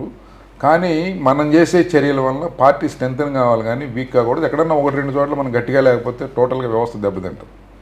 సో వ్యక్తిగతంగా రాగద్వేషాలకి అవకాశమే లేదు. నేను పూర్తిగా నేను రాజకీయాల్లోకి వచ్చేటప్పటికి నాకు పూర్తిగా అన్ని కొత్త పరిచయాలు ఇక్కడ. సో నాకంటూ ఇక్కడ సపరేట్గా ఒక వర్గం గ్రూపు లేదు. పార్టీకి సిన్సియర్గా పనిచేసే వాళ్ళని 100% ప్రోత్సహిస్తా. అదే క్వశ్చన్, ఇప్పుడు మీరు 2012 ఆ టైంలో బాగా యాక్టివ్ అయ్యి కాన్స్టిట్యున్సీకి వచ్చేసరికి అందరినీ కలుపుకున్నారు. 2014 టైంకి మీకు చేశారు, అందరూ చేశారు. 2019 వచ్చేసరికి అసలు మీకు సీట్ ఇవ్వద్దు అని మీకు వ్యతిరేకంగా కొంతమంది పనిచేయాల్సి వచ్చింది. సో ఆ పరిస్థితి ఎందుకు వచ్చింది? ఒకళ్ళిద్దరిని మనం 100 మందిని సాటిస్ఫై చేయలేం కదా, ఎవరో ఒకళ్ళిద్దరు మిస్ అవుతుంటారు, వాళ్ళకు ఉండే వ్యక్తిగత. సో ఇప్పుడు ఆ ఇష్యూస్ ఏం లేవా, మొత్తం అంతా క్లియర్ అయినట్టేనా? అసలు ఇష్యూనే లేదు, అప్పుడు లేదు, ఇప్పుడు లేదు. ఎవరైనా వ్యతిరేకంగా ఉన్నా కలుపుకునే ప్రయత్నం చేస్తారు, మాట్లాడే ప్రయత్నం చేస్తారు. నాకు వ్యతిరేకంగా ఉన్నారా లేదనేది, అనుకూలంగా ఉందనేది నేను చూడను. పార్టీకి ఉపయోగం ఉందా లేదనేది చూస్తాను. Sir okay. తర్వాత వైసీపీ నాయకులతో మీకు ఎవరెవరు బెస్ట్ ఫ్రెండ్స్ ఎవరున్నారు? నాకు తక్కువ అండి పరిచయాలు. వైసీపీలో తక్కువ. నాకు తెలుగుదేశంలో మంచి ఫ్రెండ్స్ ఉన్నారు. బట్ ఎవరైనా తెలుగుదేశం నుంచి బయటకు వెళ్ళిన వాళ్ళు పాత పరిచయాలు ఉంటాయి, కానీ నాకు కొత్తగా సంబంధాలు వైసీపీ లీడర్లతో తక్కువ. పార్టీ నుంచి టీడీపీ నుంచి వైసీపీలోకి వెళ్ళిన నాయకులతో కూడా ఫ్రెండ్షిప్ ఏమీ లేదా? ఫ్రెండ్షిప్ అంటే political relations. Okay. So Chandrababu గారు, లోకేష్ గారు ఇద్దరితో మీరు చాలా దగ్గరగా మూవ్ అయ్యారు కదా. సో ఇద్దరిలో స్పెషల్ క్వాలిటీ ఏముంది, ఈయనలో ఆయనలో? చంద్రబాబు నాయుడు గారిది నేను మళ్ళీ చెప్పక్కర్లేదు. ఆయన గురించి ఈ రాష్ట్ర ప్రజలకి 40 సంవత్సరాలుగా చూస్తూ ఉన్నారు. ఆయన కఠోర శ్రమ, ఒక విజన్తో పనిచేస్తారు. ముందు చూపు, శ్రమ. ఆయనకి శ్రీరామ రక్షగా ఆయన నిలబెట్టి, ఆ రెండు ఉండి, మూడవది కఠినంగా ఉండటం. అంటే ఒక డెసిషన్ తీసుకునేటప్పుడు ఆ డెసిషన్కి స్టిక్ ఆన్ అయ్యి ఖచ్చితంగా నేను ఈ రకంగా ముందుకెళ్తే 10 మందికి మేలు జరుగుతుందని నమ్మితే కనుక చాలా గట్టిగా ఉండే వ్యక్తి లోకేష్ బాబు. ఓకే, సరే మన క్వశ్చన్స్ అయితే ఫినిష్ అయ్యాయి సార్. ఇప్పుడు యాక్చువల్ ఇంటరాక్షన్ పెడదామని చెప్పుకున్నాం కదా. కాదు, మీకు ఒక క్వశ్చన్ ఉంది సార్. ఇప్పుడు ఈ 5 సంవత్సరాల వైఎస్ఆర్ కాంగ్రెస్ పార్టీ జగన్మోహన్ రెడ్డి గారి పరిపాలన మీద, గతంలో 5 సంవత్సరాలు చంద్రబాబు నాయుడు గారి పరిపాలన మీద ఒక విశ్లేషణ చేసి, రాబోయే రోజుల్లో ఎలాంటి ప్రభుత్వం ఉంటే ప్రజలకి మంచి అనేది మీరు ఏ మెసేజ్ జనాలకి ఇవ్వాలనుకున్నారు? జర్నలిస్ట్గా అప్పుడు చూశారు, అప్పుడు ఈనాడులో వర్క్ చేసేవాళ్ళు ప్రకాశం జిల్లాలో, మీతో పరిచయం నాకు అట్లానే. అలాగే ఇప్పుడు సొంతంగా ఒక పూర్తి స్థాయి జర్నలిస్ట్గా మీరు పనిచేస్తున్నారు. మీకు కూడా బాధ్యత ఉంది ఈ సమాజం పట్ల. రాజకీయ నాయకులు మాలాంటి వాళ్ళు చిన్న చిన్న తప్పులు చేస్తే సరిచేయాల్సిన బాధ్యత మీకు కూడా ఉంటుంది. అట్లాగే ప్రజలకి సరైన విషయాలు తెలియజేయాల్సిన బాధ్యత మీకు కూడా ఉంటుంది. మీరేమనుకుంటున్నారు? అది కూడా మాకు అనుకూలంగా చెప్పమని కాదు, బట్ మీకు కూడా బాధ్యత ఉంటుంది. కాబట్టి ఈ టైంలో మీరు సింపుల్గా ఏమనుకుంటున్నారు? సింపుల్గా నేను ప్రతిరోజు కూడా నా పని అదండి, ప్రజలను చైతన్యవంతులను చేయడం, ప్రజల్ని ఆలోచింపజేయడమే, ఏదర్ రాంగ్ ఆర్ రైట్. నేను ఎప్పుడూ ఒక మాట చెప్తా, ఈ రాష్ట్రం రియాలిటీ షోలో ఉంది అని. ఈ రాష్ట్రంలో రాజకీయం కావచ్చు, నాయకులు వ్యవహారశైలి కావచ్చు, మొత్తం అంతా రియాలిటీ షోలో ఉంది. ఆ రియాలిటీ షోలో రకరకాల పాత్రధారులు వస్తున్నారు వెళ్ళిపోతున్నారు. సో ప్రజలు కూడా రియాలిటీ షోనే నిజం అనుకునే దీనిలో ఉన్నారు. సో ఏది రియాలిటీ షో అనేది తెలుసుకోలేకపోతున్నారు. సో అందుకే నేను చాలా వీడియోస్లో ఆల్మోస్ట్ ప్రతిరోజు చెప్తూనే ఉంటా, ఇప్పుడు కూడా చెప్తున్నా, మనిషికి దేవుడిచ్చిన పెద్ద వరం మైండ్. మనకి కాళ్ళు చేతులు ఏదైనా సరే మనం పనిచేసే కొద్దీ అలసిపోతాయి, పెయిన్ వస్తుంది. కానీ మైండ్ మనం పనిచేసే కొద్దీ అస్సలు అలవదు, కొత్త కొత్త ఆలోచనలు షార్ప్ అవుద్ది. సో మన ఛానల్ ఇప్పుడు చూస్తున్న వాళ్ళు కానీ, నా సబ్స్క్రైబర్స్ కానీ ఎవరైనా సరే ఆలోచిస్తే చాలు, 2 నిమిషాలు ఆలోచిస్తే చాలు. అరే 2014 నుంచి 19 వరకు ఎలా ఉంది రాష్ట్రం, ఇప్పుడు ఎలా ఉంది, అప్పుడు ఏమొచ్చాయి, ఇప్పుడు ఏమొచ్చాయి అన్నది ఆలోచిస్తే చాలు. నేనో మీరో చెప్పాల్సిన పనే లేదు. సో అదే నేను ప్రతిరోజు చెప్తే, ఇప్పుడు కూడా చెప్తున్నా, ఆలోచిస్తే చాలు, ఎవరి పనాలు చేసుకోవచ్చు, రాష్ట్రం ప్రశాంతంగా ఉంటుంది. ఎవరికైనా ఓటేసుకొని ఆలోచించి ఓటేస్తే చాలు. అట్లా. సో ఒకసారి కాల్స్ అటెంప్ట్ చేద్దాం. హలో హలో హలో చెప్పండి. Hello hello sir. Hello sir, మేము కడప నుంచి మాట్లాడుతున్నాము. అదే సార్తో మాట్లాడడానికి కొన్ని క్వశ్చన్లు అడగడానికి. మాట్లాడండి, సార్తో మాట్లాడండి. కడప నుంచి కాల్ చేశారు మీ అభిమాని. నమస్తే అండి. సార్ అదే మీకు కడప నుంచి మాట్లాడుతున్నాం, తెలుగుదేశం పార్టీ అభిమానులము. నమస్తే అండి, చెప్పండి. అదే సార్, ఇప్పుడు ఫ్యూచర్ లో పార్టీ వస్తుందని, అధికారంలో వస్తుంది చాలా అందరూ అంటున్నారు. దాని గురించి మీరు చాలా కష్టపడుతున్నారని కూడా మాకు తెలుసు. కానీ ఇంకా కొత్త ఏమన్నా ఇంప్లిమెంట్ చేయాలని అనుకుంటున్నారు సార్, ఎట్లా గెలవడానికి ఏమన్నా తెలుసుకోవాలని. గెలవటం కోసం ప్రజలు మనల్ని గెలిపించాలి. ప్రజలు ఈరోజు కష్టంలో ఉన్నారు, ఇబ్బందుల్లో ఉన్నారు. వాళ్ళ సమస్యలకి సరైన జవాబుదారీ గవర్నమెంట్ లేకపోవడమే ఈ రాష్ట్రంలో దురదృష్టం. దాన్ని మార్చడం కోసం మనం ప్రజల్ని ఎడ్యుకేట్ చేయటం తప్పితే మీకు స్పెషల్గా దానికోసం మనం చేసేది లేదు, చేయాల్సింది కూడా ఏం లేదు. సో మనం ఇంకా అర్థమయ్యేటట్టు జరుగుతున్న నష్టాన్ని ప్రజలకి వివరించే ప్రయత్నం సమర్థవంతంగా చేయగలిగితే ఖచ్చితంగా ఈ ప్రభుత్వాన్ని ఇంటికి పంపించవచ్చు. కొంచెం యూత్ ని కూడా ఎంకరేజ్ చేయండి సార్. కొంచెం యూత్ లో కూడా కొంచెం తక్కువ ఉన్నట్టు అనిపిస్తుంది. కొంచెం యూత్ ని ఎంకరేజ్ చేసి కొత్త ఓటర్స్ కి కొంచెం అవగాహన కలిగిస్తే గెలుపు అనేది చాలా ఈజీగా ఉంటుంది. కొంచెం తక్కువ ఉంది అనిపిస్తుంది నాకైతే. అవునండి, మనం యూత్ పాలిటిక్స్ మీద ఇంట్రెస్ట్ తగ్గిపోయింది. వాళ్ళకి ఏంటంటే ఒక హోప్ లేనప్పుడు ఆటోమేటిక్గా నిర్లిప్తత వస్తుంది. మనం కొంచెం వాళ్ళని ఎడ్యుకేట్ చేయాల్సిన అవసరం ఉంది. అందుకే ఫస్ట్ టైం ఓటు వేసే వాళ్ళందరినీ కూడా రీచ్ కావాలి. వాళ్ళకి జరుగుతున్న వాస్తవాలు అన్నీ తెలియకపోవచ్చు, తెలిసేటట్టుగా చేయగలగాలి. అదంతా చేయాలండి మనం సమర్థవంతంగా. నేనైతే మీకు సలహా ఏమో ఇవ్వాలనుకుంటున్నాను అంటే, కొంచెం యూత్ మీద ఎక్కువ ఫోకస్ పెట్టాను సార్. ఎందుకంటే యూత్ వల్లే మీకు చాలా ఓటర్ ట్రాన్స్ఫర్మేషన్ ఎక్కువ జరుగుతుంది అనమాట. అలాగే బ్రదర్, థ్యాంక్ యూ. ఒక్కరు కన్వర్ట్ అయితే చాలు సార్, 10 ఓట్లు కన్వర్ట్ అవుతాయి సార్. ఒక యూత్ కరెక్ట్ మీరు మాటల వల్ల అతను కన్వర్ట్ అయితే అతని వల్ల 10 ఓట్లు ఎక్కువ పడతాయి. అవును అవును అవును. ఎందుకంటే నేను చాలా మందిని కలిసాను అనమాట. కొంచెం చాలా మంది న్యూట్రల్ ఉన్నారు ఇప్పుడు కూడా. ఆ న్యూట్రల్ వాళ్ళని మన సైడ్ కన్వర్ట్ చేసుకుంటే ఒక్కొక్కరు 10 మందికి ఓట్లు వేస్తే మీకు గెలుపు అయిన చాలా ఎక్కువ ఉంటుంది అనమాట. ఓకే అండి, ఓకే, థ్యాంక్ యూ. మన కాల్స్ ఎక్కువ వస్తున్నాయి. థ్యాంక్ యూ అండి, thank you. Okay okay. Hello hello చెప్పండి. సార్ కడప నుంచి మాట్లాడతాం సార్. కడప నుంచి మళ్ళీ సేమ్. సార్ నా పేరు లక్ష్మీకాంత్. ఓకే ఓకే, అంటే 2 కాల్స్ కడప నుంచి వచ్చాయి. మీరు ఏం అడగాలని అనుకున్నారో షార్ట్గా సింపుల్గా అడగండి, సార్ సింపుల్గా ఆన్సర్ చెప్తారు. ఓకేనా, ఎక్కువ లాంగ్ చేయొద్దు. మాట్లాడండి సార్. నమస్తే అండి. సార్ యాక్చువల్గా మేము టీడీపీ రావాలని చాలా బలంగా కోరుకుంటున్నాం సార్. అండ్ మేము ఒకటే సార్, మాకు ఐటీ సెక్టర్ అనేది రావాలి సార్. అంతే మాకు మేము చెన్నై కానీ బెంగళూరు కానీ వెళ్ళకోకుండా మేము ఇక్కడే వర్క్ చేసుకొని మేము ఇక్కడే ఉండాలని కోరుకుంటున్నాం సార్. అందుకే టీడీపీ కోరుకుంటున్నాం. అదే సార్ మా question. Okay brother, thank you. IT IT sector ఒకటే కాదు, అన్ని సెక్టార్స్లో కూడా మనకి ఎంప్లాయ్మెంట్ స్కోప్ ఉంది. ఆ రోజు కొంత తెలుగుదేశం గవర్నమెంట్లో ఇనిషియేషన్ జరిగింది. అదంతా కూడా ఫుల్ఫిల్ అయితే ఈ పార్టీకి మినిమం జాబ్ దొరికేది, మనకి ఇక్కడ మంచి నంబర్ దొరికేది. బట్ దురదృష్టం ఫోకస్ లేకపోవడం వల్ల ఈ ప్రభుత్వం దాన్ని సరిగా ఉపయోగించుకోలేకపోయింది, ఆ బేస్ని. ఖచ్చితంగా రాబోయే రోజుల్లో మనకి అపారమైన మానవ వనరుల సంపద ఉంది. కాబట్టి దాన్ని యూటిలైజ్ చేసుకోవడానికి ఐటీ సెక్టర్ కానీ సర్వీస్ సెక్టర్ కానీ వీళ్ళందరినీ ఉపయోగించుకుంటాం. Thank you. ఓకే అండి, థ్యాంక్ యూ. Next call. అదే ఇప్పుడు సార్ అధికారంలోకి వస్తే 2024లో వెండేటా పాలిటిక్స్ ఇప్పుడు వైసీపీ చేసింది, అదే విధంగా వీళ్ళు చేస్తారా?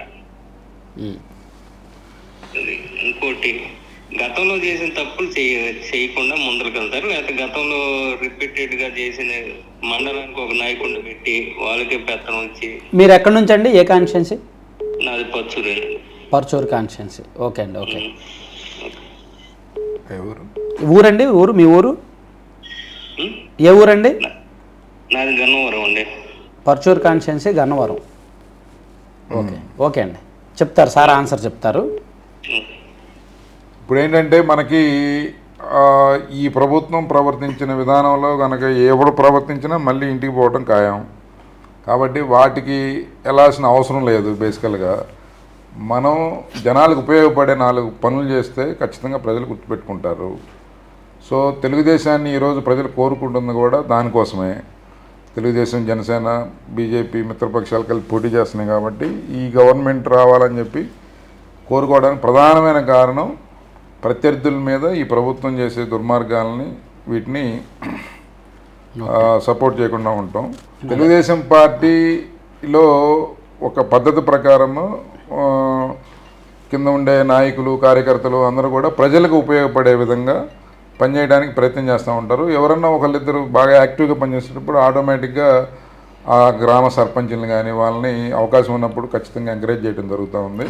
ఏదైనా స్పెసిఫిక్గా ఉంటే వాళ్ళు మనతో పర్సనల్గా మాట్లాడవచ్చు. స్పెసిఫిక్గా ఉంటే మాట్లాడండి. నెక్స్ట్ కాల్ అండి. హలో శ్రీనివాస్ గారండి? అవునండి. అదే ఇప్పుడు అయిపోయిందండి పర్చూరి? అవుతుందండి. అదే మాట్లాడవచ్చండి? చెప్పండి, మాట్లాడతారా? సార్తో మాట్లాడతారా? మాట్లాడతానండి. మీరు ఎక్కడి నుంచి అండి, ఏ కాన్స్టిట్యున్సీ? మేము చెన్నైలో ఉంటామండి, ఉదయగిరి కాన్స్టిట్యున్సీ అండి. మీ క్వశ్చన్ ఏంటి? మా క్వశ్చన్ ఏంటంటే, ఇప్పుడు రాజధాని అమరావతి వీళ్ళు 3 రాజధానులు చేశారు కదండి. మరి అది తెలుగుదేశం పార్టీ దాన్ని ప్రజల్లోకి అదే ఒకటే క్వశ్చన్, వైసీపీ వాళ్ళ ఎంపీలు కానీ బాగా తీసుకెళ్ళొచ్చు కదా, మీరు రాజధానికి అనుకూలమా వ్యతిరేకమా అని. ఆల్రెడీ చెప్పారు కదండి, రాజధాని విషయంలో చాలా క్లారిటీగా ఉందిగా. టీడీపీ రాజధాని విషయంలో చాలా క్లారిటీగా ఉంది కదా. టీడీపీ కాదండి, టీడీపీ క్లారిటీగా ఉంది ఇప్పుడు, కానీ అది ఎమ్మెల్యేకి బాగా తీసుకొచ్చు. ఇప్పుడు ఎమ్మెల్యే ప్రచారం చేస్తున్నారు కదా వైసీపీ ఎమ్మెల్యేలు, ఎంపీలు డోర్ టు డోర్ క్యాంపెయినింగ్ చేసినప్పుడు అప్పుడు ఈ క్వశ్చన్ అడగొచ్చు కదా, మీరు రాజధానికి అనుకూలమా వ్యతిరేకమా 3 రాజధానులు అన్నారు కదా అని. సరే, సార్ చెప్తారండి, దానికి ఆన్సర్ చెప్తారు సార్. అంటే వాళ్ళు క్లియర్గా చెప్తున్నారు, ఈ అమరావతి రాజధాని అనేది వాళ్ళు ఒప్పుకోవట్లేదు. ఆ రోజు అపోజిషన్లో ఉన్నప్పుడు ఒప్పుకున్నాం, కానీ ఇప్పుడు మేము ఒప్పుకోవట్లేదు. ఇప్పుడు 3 రాజధానులు చేయాలి, ప్రాంతాల వారీగా ప్రజల్ని రెచ్చగొట్టి రాజకీయ లబ్ధి పొందాలనేది వాళ్ళ క్లియర్ కట్ స్ట్రాటజీ. అది వాళ్ళు అదే చెప్తా ఉన్నారు. మనకి మన స్టాండ్ కూడా క్లియర్ ఉంది దీంట్లో. మనకి అన్ని అవకాశాలు కల్పించగలిగే రాజధాని ఒకటి ఉండాలి. మన భవిష్యత్ తరాలు గర్వంగా తలెత్తుకొని తిరగలిగే ఒక రాజధాని ఉండాలి. ఉపాధి అవకాశాలు, ఉద్యోగ అవకాశాలు కల్పించే రాజధాని ఉండాలి. అదే అమరావతి కావాలి. అది ఎందుకంటే అన్ని ప్రాంతాలకి సమదూరంలో ఉంది. అన్ని ప్రాంతాల ప్రజలను ఒప్పించి ఆ రోజు అక్కడ కొన్ని వేల మంది రైతుల్ని ఒప్పించి ల్యాండ్ ఎక్వైర్ చేసి అక్కడ పునాదులు వేయడం జరిగింది. దాదాపు 10-12 వేల కోట్ల రూపాయలు ప్రజాధనం అక్కడ ఖర్చు పెట్టడం జరిగింది. సో దానికి సంబంధించి తెలుగుదేశం పార్టీ స్టాండ్ క్లియర్గా ఉంది. అలాగే వైఎస్ఆర్ కాంగ్రెస్ పార్టీ స్టాండ్ కూడా వాళ్ళు దాన్ని అమరావతిని పూర్తిగా చంపేశారు. 3 రాజధానుల పేరుతో వైజాగ్ అని చెప్పి ఒక నాటకం వేస్తూ ఉన్నారు, కర్నూలు అని చెప్పి ఇంకొక నాటకం వేస్తూ ఉన్నారు. ఏది వాళ్ళ 5 సంవత్సరాల అధికారంలో ఉన్నప్పుడు కనీసం మెటీరియలైజ్ చేయలేదు. సో ఇది ప్రజలు అర్థం చేసుకోవాలని చెప్పి మా వైపు నుంచి కూడా కోరుతా ఉన్నాం. రేపొద్దున మనకి ఉపయోగపడే నిర్ణయం తీసుకునే దిశగా మీరు ఆలోచించాలని చెప్పి కోరుతాం. థ్యాంక్ యూ అండి. Thank you sir. Thank you Srinivas గారు. హలో నమస్తే అండి, చెప్పండి. శ్రీనివాస్ గారు? అవునండి. నేను ఇటలీ నుంచి మాట్లాడుతున్నా అండి. ఎక్కడి నుంచి అండి? ఉన్నారా? ఏమండి? హలో, చెప్పండి. ఇటలీ నుంచి మాట్లాడుతున్నా. ఇటలీ నుంచి. ఓకే. ఇక ఏ కాన్స్టిట్యున్సీ? మాది నేను ఉండేది మాది వచ్చేసి ఏలూరు కాన్స్టిట్యున్సీ. అయితే నా క్వశ్చన్ ఏం లేదు, కానీ ఒకటి, తెలుగుదేశం పార్టీకి ఎందుకు ఎస్సీని దూరం చేసుకుంటున్నారు? క్రిస్టియన్స్, మైనారిటీస్ దగ్గరికి ఎందుకు పోలేకపోతున్నారు? ఎందుకు వైఎస్ఆర్సీపీ? సరే, అది సార్ చెప్తారండి. Valid question. ఓకే. మీరు ఒక క్వశ్చన్ అడిగారు కదా, సార్ నేను అడుగుతాను. సార్, తెలుగుదేశం పార్టీ వాళ్ళు ఎందుకు ఎస్సీలను దూరం చేసుకుంటున్నారు, మైనారిటీలని, క్రిస్టియన్స్ని అనేది ఆయన క్వశ్చను. సో అది సార్ ఆన్సర్ చెప్తారండి, వినండి. అది ఎలాగ తప్పు కదా, అది దాన్ని ఎందుకు దూరం అంటే చేసుకుంటారు? దూరం చేసుకుంటున్నారు అనడానికి మీ దగ్గర పర్టికులర్గా ఏమైనా ఇష్యూ ఉందా, వ్యతిరేకంగా చేస్తున్నారు అనడానికి? ఇక నేను చెప్పగలుగుతాను, నేను చెప్పగలుగుతున్నాను. వాళ్ళు మైనార్టీస్, ముస్లిం మైనార్టీస్కి 5-7 సీట్లు ఇచ్చారు.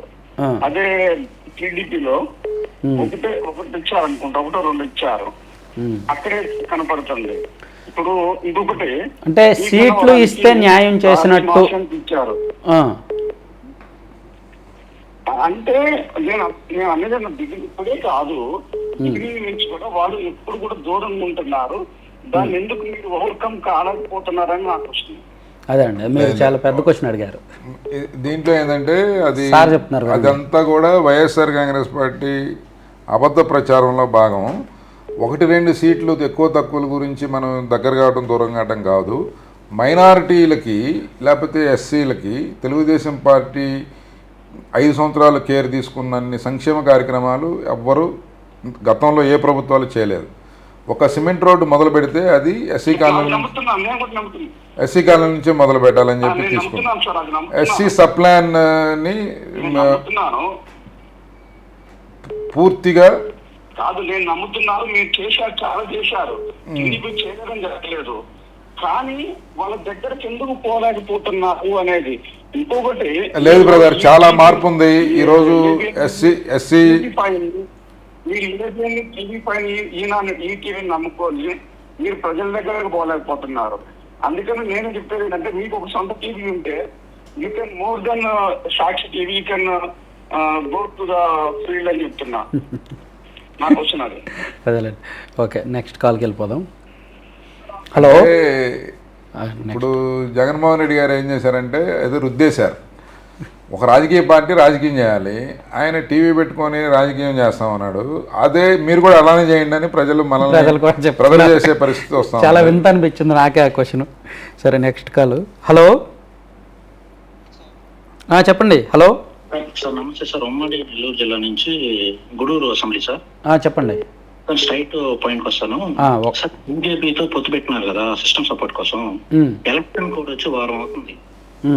నాకైతే ఎటువంటి సిస్టమ్స్ ఎటువంటి పోలీసులు న్యూట్రలైజ్ అయితే నాకు అనిపించలేదు.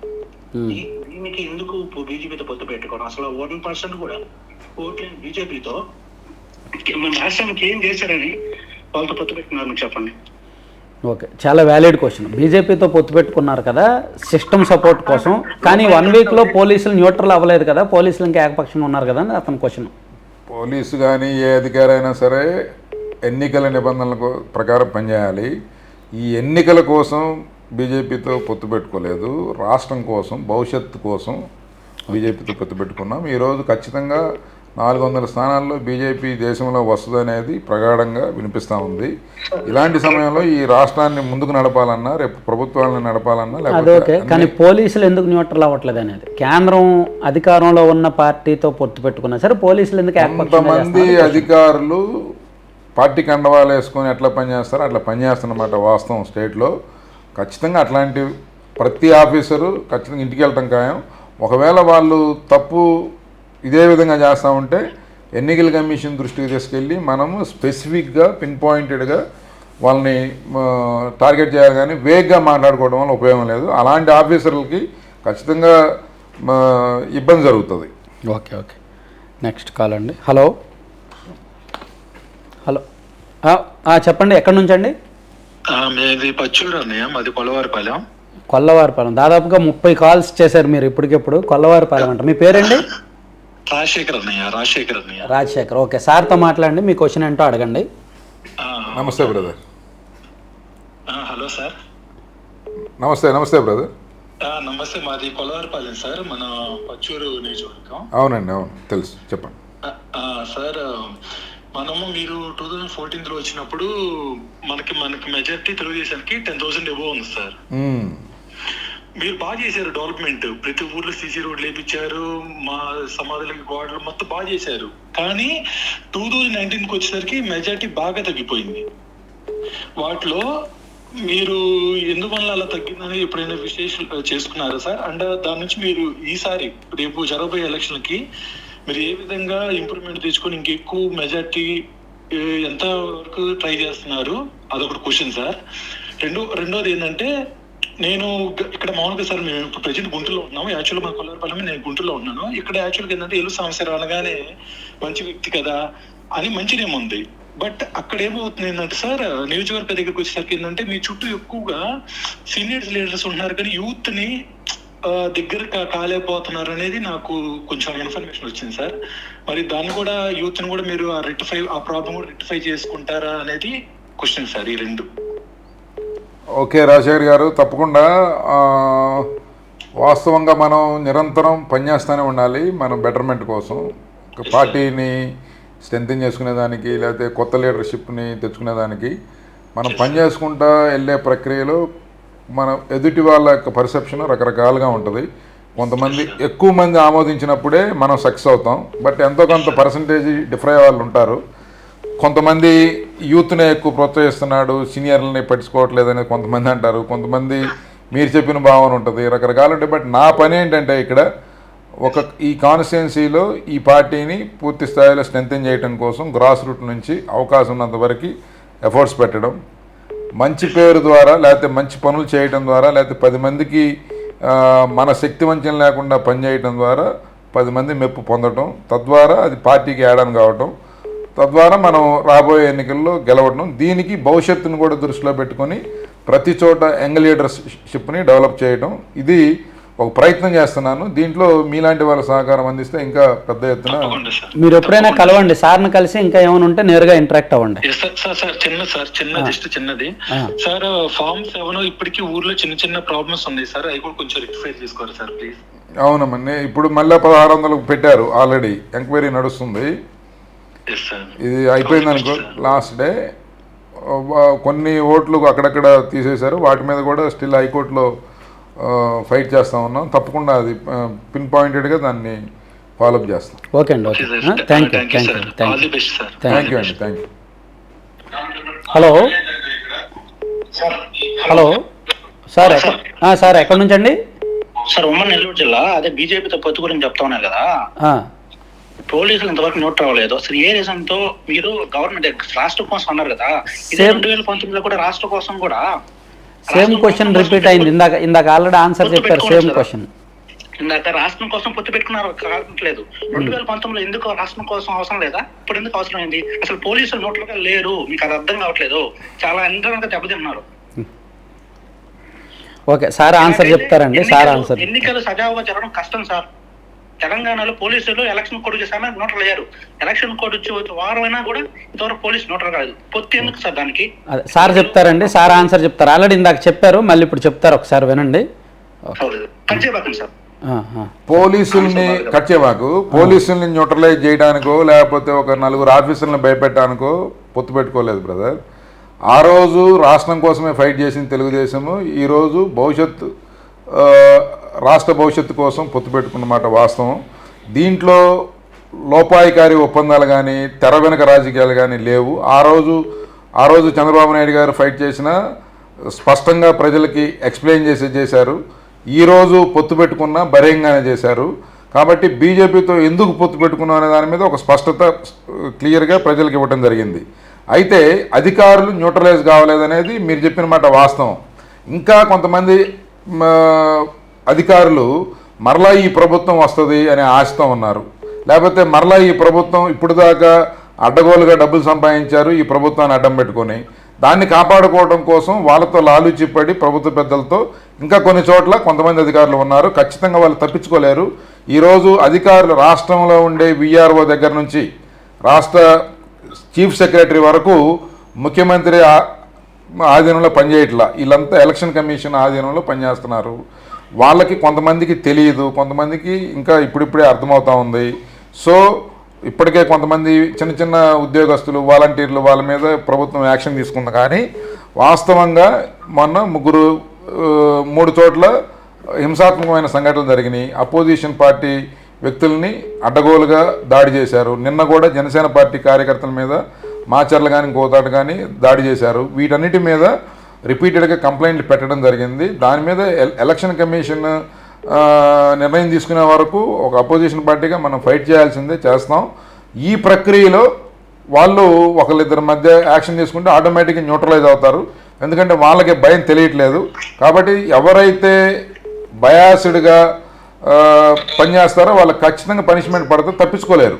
కాబట్టి మనం ఆందోళన చెందాల్సిన పని లేదు. మనం జనాలతో ఉండి కొంతమేరకి కమ్యూనికేట్ చేసుకోగలిగితే బెటర్ నా ఉద్దేశం. సార్ మీరు చెప్పింది సార్, ఓటర్ అనేవాడు బూత్ వరకు వెళ్ళి ఓటు వేయాలి కదా సార్. ఈ మధ్యలో ఎంత ప్రాసెస్ బ్రదర్, ఒక్క 15 days లో మొత్తం సెట్ అవుద్ది, మీరు చూస్తా ఉన్నారు. లాస్ట్ మాట చేస్తాను. మొన్న మోడీ గారు అసలు ఈ ప్రభుత్వం అవినీతి మాట్లాడాలంటే రోజులు చెప్పొచ్చు అవినీతి గురించి, కానీ మొన్న మోడీ సారు అసలు సభలు అసలు ఏమన్నా జగన్ అవినీతి పైన ఏమన్నా మాట్లాడారా? నిజంగా ఆపోజిట్ పర్సన్ మనం ఒక అపోజిషన్ ట్రీట్ చేస్తున్నప్పుడు వాళ్ళ మీద దుమ్మెత్తిపోయారు. అలాంటిది పవన్ కళ్యాణ్ చేస్తే చంద్రబాబు ఏ మాత్రమైన మోడీ గారు అవతల జగన్ పైన ఏమన్నా తమలపాకుతో కొట్టినట్టు, మన సార్ శ్రీనివాస్ సార్ చెప్పినట్టు తమలపాకుతో కొట్టినట్టు ఏం అసలు ఒకటి రెండు మాటలు మాట్లాడారు. అసలు అవినీతి మీద మాట్లాడాలంటే ఎన్ని మాటలు? ఎన్నికల లోపు బీజేపీ అగ్రనాయకులు కూడా ఈ రాష్ట్రానికి వస్తారు. వాళ్ళు ప్రజలకి స్పష్టత ఇవ్వాల్సి ఉంటుంది, మాట్లాడాల్సి ఉంటుంది. ఈ ప్రభుత్వం చేస్తున్న దుర్మార్గాల మీద వాళ్ళు నిరంతరం ఫీల్డ్లో ఉండే వాళ్ళు ఫైట్ చేస్తున్నారు. పెద్ద లీడర్లు కూడా మాట్లాడతారు. ఎందుకంటే అది 3 పార్టీలు పొత్తు పెట్టుకున్నప్పుడు ఏ ఎజెండాతో పెట్టుకున్నాయి, ఎలా ముందుకెళ్దాం అనేది ఒక దిశానిర్దేశం చేయడం కోసం పెట్టిన ప్రోగ్రాం. కాబట్టి దాంట్లో మనం వాళ్ళు ఏం మాట్లాడాలనేది మనం చెప్పలేం కదా. ఓకే, సార్ చెప్పింది అర్థమైంది కదా మీకు. అంటే ఒక 15 days తర్వాత ఎలక్షన్ వేడి మొదలవుద్ది. ఏదైనా ఎలక్షన్ వేడి మొదలైన తర్వాత మీరు అడిగిన అన్ని క్వశ్చన్లకి కూడా ఆన్సర్లు ఆటోమేటిక్గా వస్తాయి. సార్ నా ఇందాక పాయింట్ మీరు ఆన్సర్ చెప్పలేదు సార్. ఇప్పుడు మీరు రాష్ట్రం కోసం పొత్తు పెట్టుకుని అన్నారు, కాదనలేదు. 2019లో రాష్ట్రం కోసం మరి ఎందుకు పొత్తు పెట్టుకోలేదు? అప్పుడు ఎందుకు వదిలేదు సార్? ఇప్పుడు ఎందుకు అవసరం? ఈ మధ్యలో ఏం చేశారు? చంద్రబాబు గారు చాలా సార్లు చెప్పారు కదా దీనికి ఆన్సర్. 2014లో పొత్తు పెట్టుకొని కోయిలేషన్ గవర్నమెంట్ వచ్చినప్పుడు మనము వీలైనన్ని ప్రాజెక్ట్స్ కేంద్రం నుంచి కానీ తీసుకురావడం కోసం మన వంతు ప్రయత్నం మనం చేశాం. కొంతమేరకు సక్సెస్ అయ్యాం. కానీ ఆ రోజు ప్రజల సెంటిమెంట్ కానీ ప్రజల భావోద్వేగం కానీ కొన్ని విషయాల మీదకి మళ్ళింది. ఆ ప్రజల ఆకాంక్షల దృష్ట్యా ఆ రోజు ఎన్డీఏలోంచి బయటికి రావడం జరిగింది. సరే, దాన్ని తర్వాత ఎన్నికల్లో మమ్మల్ని తిరస్కరించారు. సో ఇప్పుడు ఉన్న పరిస్థితుల దృష్ట్యా నిత్యం ప్రతిరోజు కేంద్రం యొక్క సపోర్ట్ అవసరం లేకుండా రాష్ట్ర ప్రభుత్వం నడిచే పరిస్థితి లేదు. అలాంటి పరిస్థితికి తీసుకొచ్చారు. ఈ రాష్ట్రంలో వ్యవస్థలన్నింటినీ భ్రష్టు పట్టించేసి ఒక అగమ్యగోచరమైన పరిస్థితులకు రాష్ట్రాన్ని నెట్టేశారు. ఇలాంటి సమయంలో ఈ ప్రభుత్వాన్ని నడపాలన్నా లేకపోతే మెరుగైన ఫలితాలు ప్రజలకు చూపెట్టాలన్నా కేంద్రం సార్ ఇక్కడ వచ్చిన పాయింట్ మీరు చెప్పిందని చెప్తున్నాను. ఇంత అరాచకం జరగడానికి బీజేపీ సహకారం ఏమీ లేదంటారా? ఇప్పుడు రాజధాని విషయంలో ఆ చేంజ్ కానీ కేంద్రం పట్టించుకోకుండా వచ్చి తీసుకునే అప్పులు కానీ కేంద్రం ఈరోజు పట్టించుకుంటే ఈరోజు ఈ పరిస్థితి ఎందుకు వస్తుంది? ఇప్పుడు కేంద్ర సహకారం ఉంటేనే కదా ఇంత అరాచకం జరుగుతుంది ఇక్కడ. అలాంటి వాళ్ళతో మీరు పొత్తు పెట్టుకుంటారు సార్? అరాచకాన్ని సపోర్ట్ చేసే వాళ్ళతో పొత్తు పెట్టుకుంటే ఆ పొత్తుకు అర్థమే ఉంటుంది. మీరే చెప్పండి. ఒక సగటు తెలుగుదేశం పార్టీ కార్యకర్త ఆవేదన అది. బీజేపీతో ఎందుకు పొత్తు పెట్టుకున్నారు? అదే చెప్తున్నానండి. ఒక సగటు తెలుగుదేశం పార్టీ కార్యకర్త ఆవేదన మీన్స్ రాష్ట్రంలో ఉన్న అందరి తరపున అడుగుతున్నారని నేను కూడా చెప్తున్నా. దయచేసి కాల్ కట్ చేయొద్దు. నా ఆవేదన మాత్రం చెప్తున్నాను. కట్ చేయట్లేదు. రేపు పొద్దున దాకా మాట్లాడుకుందాం. వందల కాల్స్ వస్తున్నాయి బ్రదర్. కట్ చేయకపోవడం కాదు, వందల కాల్స్ వస్తున్నాయి. కాదు కానీ ఇక్కడ ఏంటంటే మనకుండే ఆప్షన్స్ లో బెటర్ ఆప్షన్ చూస్ చేసుకోవటమే ఎప్పుడైనా ఇది ఇస్తుంది. వితౌట్ బీజేపీ వెళ్ళండి, జనాలు యాక్సెప్ట్ చేస్తారు మిమ్మల్ని. ఒక అరాచకాన్ని సపోర్ట్ చేసిన పార్టీతో మీరు వెళ్తే అది మీరు అనుకోవచ్చు, కానీ గ్రౌండ్ లో ప్రతి ఒక్క ఆవేదనకి ఒక బీజేపీ గుర్తుకి ఓటు పోదు సార్. ఇన్ని 5 సంవత్సరాలు ఈ అరాచకాన్ని సపోర్ట్ చేసిన ఒక పార్టీకి నేను మనస్ఫూర్తిగా చెప్తున్నాను, 5 సంవత్సరాలు నేను చూసిన అరాచకానికి ఆ ఓటు పోదు బీజేపీకి. ఎట్ట వెళ్తుంది? టీడీపీ కలిసి వెళ్తుంది, అరాచకాన్ని సపోర్ట్ చేసిన పార్టీకి వెళ్ళదు. సరే అండి, సరే. ఎనీవే మీకు మరోసారి టైం ఇచ్చినప్పుడు మనం మళ్ళీ ఛానల్లో మాట్లాడదాము. చాలా కాల్స్ వస్తున్నాయండి, సారీ. ఓకే. హలో చెప్పండి, ఎక్కడి నుంచి? నేను కడప నుండి అండి. నా పేరు శివసాయి. వావ్, కడప నుంచి. చెప్పండి మీ క్వశ్చన్. టీడీపీ అండి కడపలో. ఓకే. మామూలుగా ఏంటంటే మన యొక్క డెవలప్మెంట్ కానీ నెక్స్ట్ వచ్చేసి మనము లోకల్లో బాగా వెళ్ళాలండి. ఇంకా మామూలుగా ఏంటంటే నేను టీడీపీకి పెద్ద ఫ్యాన్ని. ఓకే, మీరేం అడగాలనుకుంటున్నారు? స్ట్రైట్గా సింపుల్గా చాలా త్వరగా అడగాలి, టైం లేదు మనకి. త్వరగా అడగండి, మీకు ఏం కావాలి? మామూలుగా వచ్చేసి మనకు ఈ ఎంప్లాయ్మెంట్ ఉంటది కదండి, ఆ ఎంప్లాయ్మెంట్ కోసం మనకు ఇప్పుడు బేసికల్ గా ఈ ఎంటర్ప్రినర్షిప్ అనేది బాగా డెవలప్ కావాలనేసి మన యొక్క గవర్నమెంట్ వస్తానే ఇందాక చెప్పారండి, ఇందాక ఆల్రెడీ సార్ ఫస్ట్ క్వశ్చన్కి అదే ఆన్సర్ చెప్పారు. Okay, next. హలో హలో, నమస్తే అండి. దాదాపుగా మీరు ఒక 60 కాల్స్ చేసి ఉంటారు ఇందాక నుంచి. ఓకే ఓకే, ఎక్కడి నుంచి అండి మీ పేరు? మా చెరుకూరు అండి, మా పర్చూరు కాన్స్టిట్యున్సీ. నమస్తే అండి, మీ పేరండి? నా పేరు ఏ సుబ్బారావు సార్. ఓకే, సార్తో మాట్లాడండి, మీ క్వశ్చన్ అడగండి. నమస్తే అండి సుబ్బారావు గారు, నమస్తే. హలో సుబ్బారావు గారు నమస్తే. లైన్ ఉన్నానండి. అదే క్వశ్చన్ అడగండి, మీరు ఏం అడగాలనుకుంటున్నారు? సార్ నమస్తే అండి, సాంబశివరావు గారు. నమస్తే నమస్తే అండి. Sir forever MLA to Parchur constituency sir, that is very good sir. ఏమంటారు అర్థం? Forever MLA for Parchur constituency. Okay, thank you అండి, థ్యాంక్ యూ. చెప్పండి అండి సుబ్బారావు గారు. సార్ సార్ వేరే ఏదో మాట్లాడుతున్నట్టున్నారండి, శ్రీనివాస్ బ్రదర్. ఏమండి మీతోనే మాట్లాడుతున్నారండి, మీరు ఏం అడగాలనుకుంటున్నారో అడగట్లేదు మీరు క్వశ్చన్. సాంబశివరావు గారు, చెరుకూరులో విలేజ్ రోడ్స్ కానివ్వండి, ఆర్ఎన్బి రోడ్స్ కానివ్వండి, చెరువు కట్టలు కానివ్వండి, మన బరియల్ గ్రౌండ్స్ కానీ టోటల్ గా ఎన్క్రోచ్మెంట్ లో ఉన్నాయి సార్. నేను 19/7/2021 నుంచి president of India, prime minister of India, chief justice of India, chief justice of high court AP కూడా లెటర్స్ రాయడం జరిగింది. తర్వాత రైట్ ఆఫ్ ఇన్ఫర్మేషన్ యాక్ట్ కింద చాలా ఇన్ఫర్మేషన్ కలెక్ట్ చేశాను. మా సెక్రటరీ, పంచాయతీ సెక్రటరీ సత్యనారాయణ గారు ఏమీ రెస్పాన్స్ లేకపోవడం వల్ల రీసెంట్ గా నవంబర్ 2023లో ఒక బిల్ వేశానండి. ఆ బిల్ మీద కూడా ఆర్డర్ వచ్చింది. ఆ బిల్ ఆర్డర్ కూడా ఇంప్లిమెంట్ చేయట్లేదు. 20/12/2023లో చీఫ్ జస్టిస్ ఆఫ్ ఆంధ్రప్రదేశ్ ఒక బిల్లుని డిస్పోజ్ చేస్తూ ఏదైనా యాక్షన్ తీసుకొని విత్ ఇన్ 4 months అని యాక్షన్ తీసుకోమన్నారు. కానీ ఈ రోజు వరకు ఎటువంటి చలనం లేదండి. మోర్ ఓవర్ గవర్నమెంట్ ల్యాండ్స్ కి మా పంచాయతీ సెక్రటరీ గారు ధృవీకరణ పత్రం ఇచ్చాడు. ఒక ఎన్క్రోచర్ కి 169 ఎన్క్రోచెస్ ఉన్నారు సార్ మా ఊర్లో. ఓకే సార్ 109 మంది ఎన్క్రోచ్మెంట్స్ ఉన్నారండి. సార్ మీరు ఎమ్మెల్యేగా ఉండగా ఇచ్చినటువంటి 3 సెంట్ల భూమిని మళ్ళీ కొన్న భూమిని మళ్ళా కొని 1.5 సెంట్లు పంచారు. గ్రామ పంచాయతీ కార్యాలయం పక్కన ఉన్న బిల్డింగ్ ఒక ఆయన ఎన్క్రోచ్ చేసేసి 96 నుంచి ఎంజాయ్ చేస్తున్నారు. కానీ మీరు కూడా ఏం యాక్షన్ తీసుకోలేదు. ఒక ఆయన అయితే ధృవీకరణ పత్రమే తీసుకున్నాడు పంచాయతీ సెక్రటరీని బెదిరించి. ఓకే అండి సుబ్బారావు గారు, నేను మీ నంబర్ తీసుకుంటాను. మీతో ఈ కాల్ అయిపోయిన తర్వాత పర్సనల్గా మాట్లాడి వివరాలను తీసుకుంటాం. మనకు అవకాశం వాట్సాప్ కూడా పంపించారండి. ఇప్పుడు మన బ్రదర్ మన్యం శ్రీనివాస్ బ్రదర్ కి, తర్వాత సాంబశివరావు గారి నంబర్లు 3 నంబర్లు నా దగ్గర ఉన్నాయి. ఈ 3 నంబర్లకి నేను ఏం పాయింట్స్ అయితే రాశాను, ఒక 11 పాయింట్స్. నేను లాస్ట్ లో ఏం రిక్వెస్ట్ చేస్తున్నానో అవన్నీ 11 పాయింట్స్ ఉన్నాయి. వాటన్నిటిని వాట్సాప్ చేశాను. ఓకే అండి, మనకి ఖచ్చితంగా అవకాశం. చెరుకూరు ఇది విలేజ్ ఆఫ్ టీడీపీ, బట్ ఏం యాక్షన్ లేదు. పంచాయతీ సెక్రటరీ దున్నపోత మీద వర్షం పట్టడానికంటే ఘోరంగా ఉన్నాడు. హైకోర్టు ఆర్డర్స్ కూడా ఇంప్లిమెంట్ చేయట్లేదండి ఆయన. సాంబశివరావు గారు వస్తారు, ఎన్టీఆర్ బొమ్మ దగ్గర దిగుతారు, మాలపల్లికి వెళ్తారు. ఎన్టీఆర్ బొమ్మ దగ్గర దిగుతారు, మాదిపల్లికి వెళ్తారు. అంతే తప్పగా ఏం జరుగుతుంది ఏంటి? ఊరికి 4 వైపులా 4 బరియల్ గ్రౌండ్స్ ఉంటే మా షేక్ మస్తాన్ రావు గారు ఉన్నారు, మన టీడీపీ నాయకుడే. ఆయన ఉన్నప్పుడు మాత్రం ముస్లింస్ బరియల్ గ్రౌండ్ కి కాంపౌండ్ వాళ్ళు కట్టించారు. హిందూస్ కానివ్వండి, మాల వాళ్ళకి కానివ్వండి, మాది వాళ్ళకి కానివ్వండి, మొత్తం 4 ఉన్నాయి ఇంకా బరియల్ గ్రౌండ్స్. వాటిని పూర్తిగా ఎన్క్రోచ్ చేశారు. చెరువు కట్టలు పూర్తిగా ఎన్క్రోచ్ చేశారు. రోడ్లు మొత్తం ఎన్క్రోచ్. మీ పోటీ వాళ్ళు కాల్ తీసుకొని వస్తే సుబ్బారావు గారు, మనం ఈ ప్రతి చోట ఉన్నాయి ఈ సమస్యలు. కానీ ఈ నంబర్ కాల్ చేయండి. My name is a Subbarao, I'm chief accounts officer in BSNL. ఓకేనండి, ఓకే, మంచిది, కలుద్దాం మనం. Chirukuru village. My number is 9490662299. You can call me at any time. Okay అండి సుబ్బారావు గారు, తప్పకుండా ఈ కాల్ అయిపోయిన తర్వాత మాట్లాడతాం మీతో. Okay okay, thank you.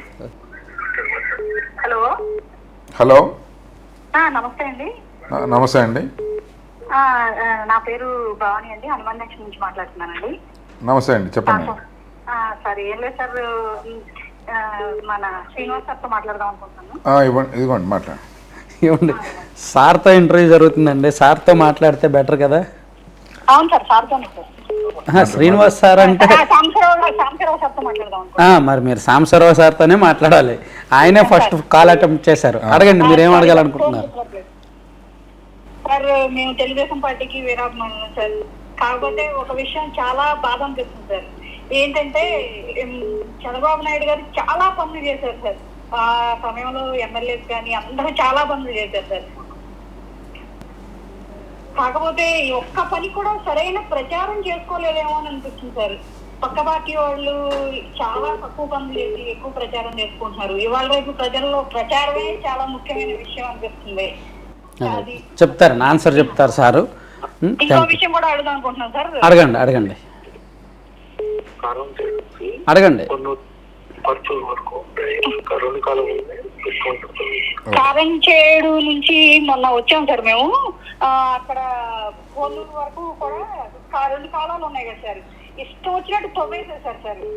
అసలు ఏం జరుగుతుందో ఎమ్మెల్యే ఆయనే కదా సార్, సారే కదా, అక్కడ ఏం జరుగుతుందో కూడా పరిస్థితి అర్థం కావట్లేదు మాకు. అంటే మాకు రిలేషన్స్ ఉంటే వచ్చాం అటు సైడ్.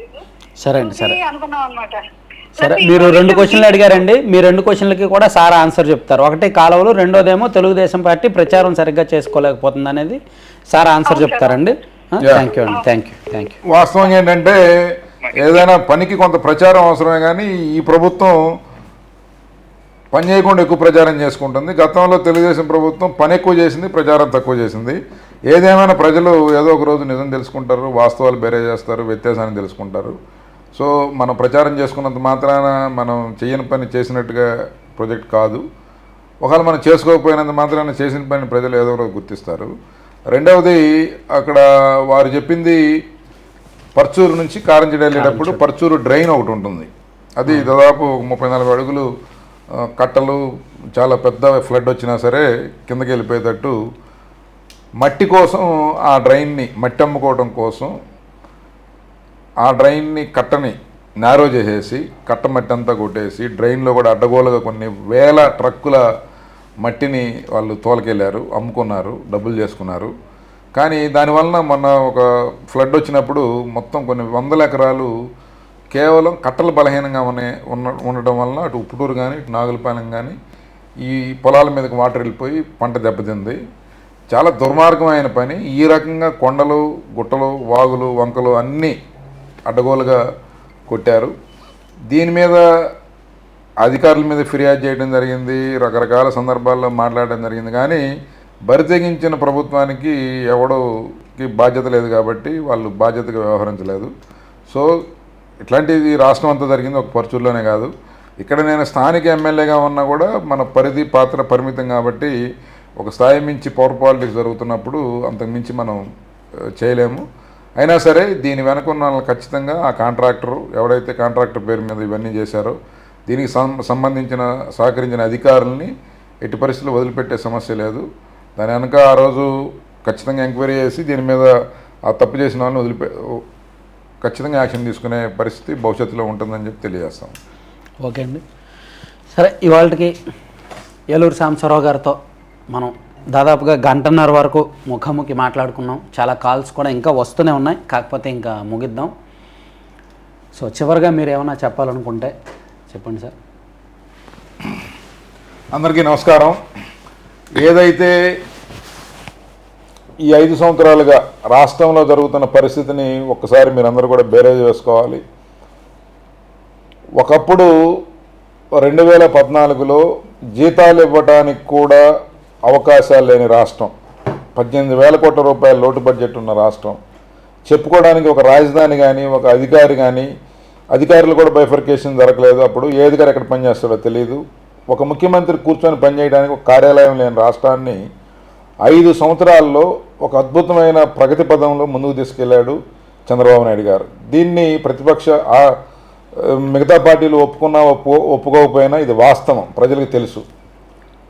అమరావతి రాజధాని నిర్మాణానికి అంకురార్పణ చేయడం దగ్గర నుంచి, పోలవరం 70% పనులు పూర్తి చేయడం దగ్గర నుంచి, మా ప్రాంతంలో ఉండే గుంటూరు ఛానల్ 275 కోట్లలో శాంక్షన్ చేసి వర్క్లు స్టార్ట్ చేయడం దగ్గర నుంచి, నాగార్జున సాగర్ కుడి కాలువకి 3,000 కోట్ల రూపాయలతో గోదావరి నీళ్ళు ఎత్తిపోసే పథకాన్ని స్టార్ట్ చేయడం దగ్గర నుంచి ఇట్లా ఒక పద్ధతి ప్రకారం, ప్రణాళిక ప్రకారం పనులు మొదలుపెట్టడం, ప్రోగ్రెస్ తీసుకురావడం, పట్టిసీమ 6 నెలల్లో పూర్తి చేయడం ద్వారా రాష్ట్ర రైతాంగాన్ని ఆదుకోవటం దగ్గర నుంచి ప్రతి విషయంలో కూడా ఒక అద్భుతంగా పనిచేశారు.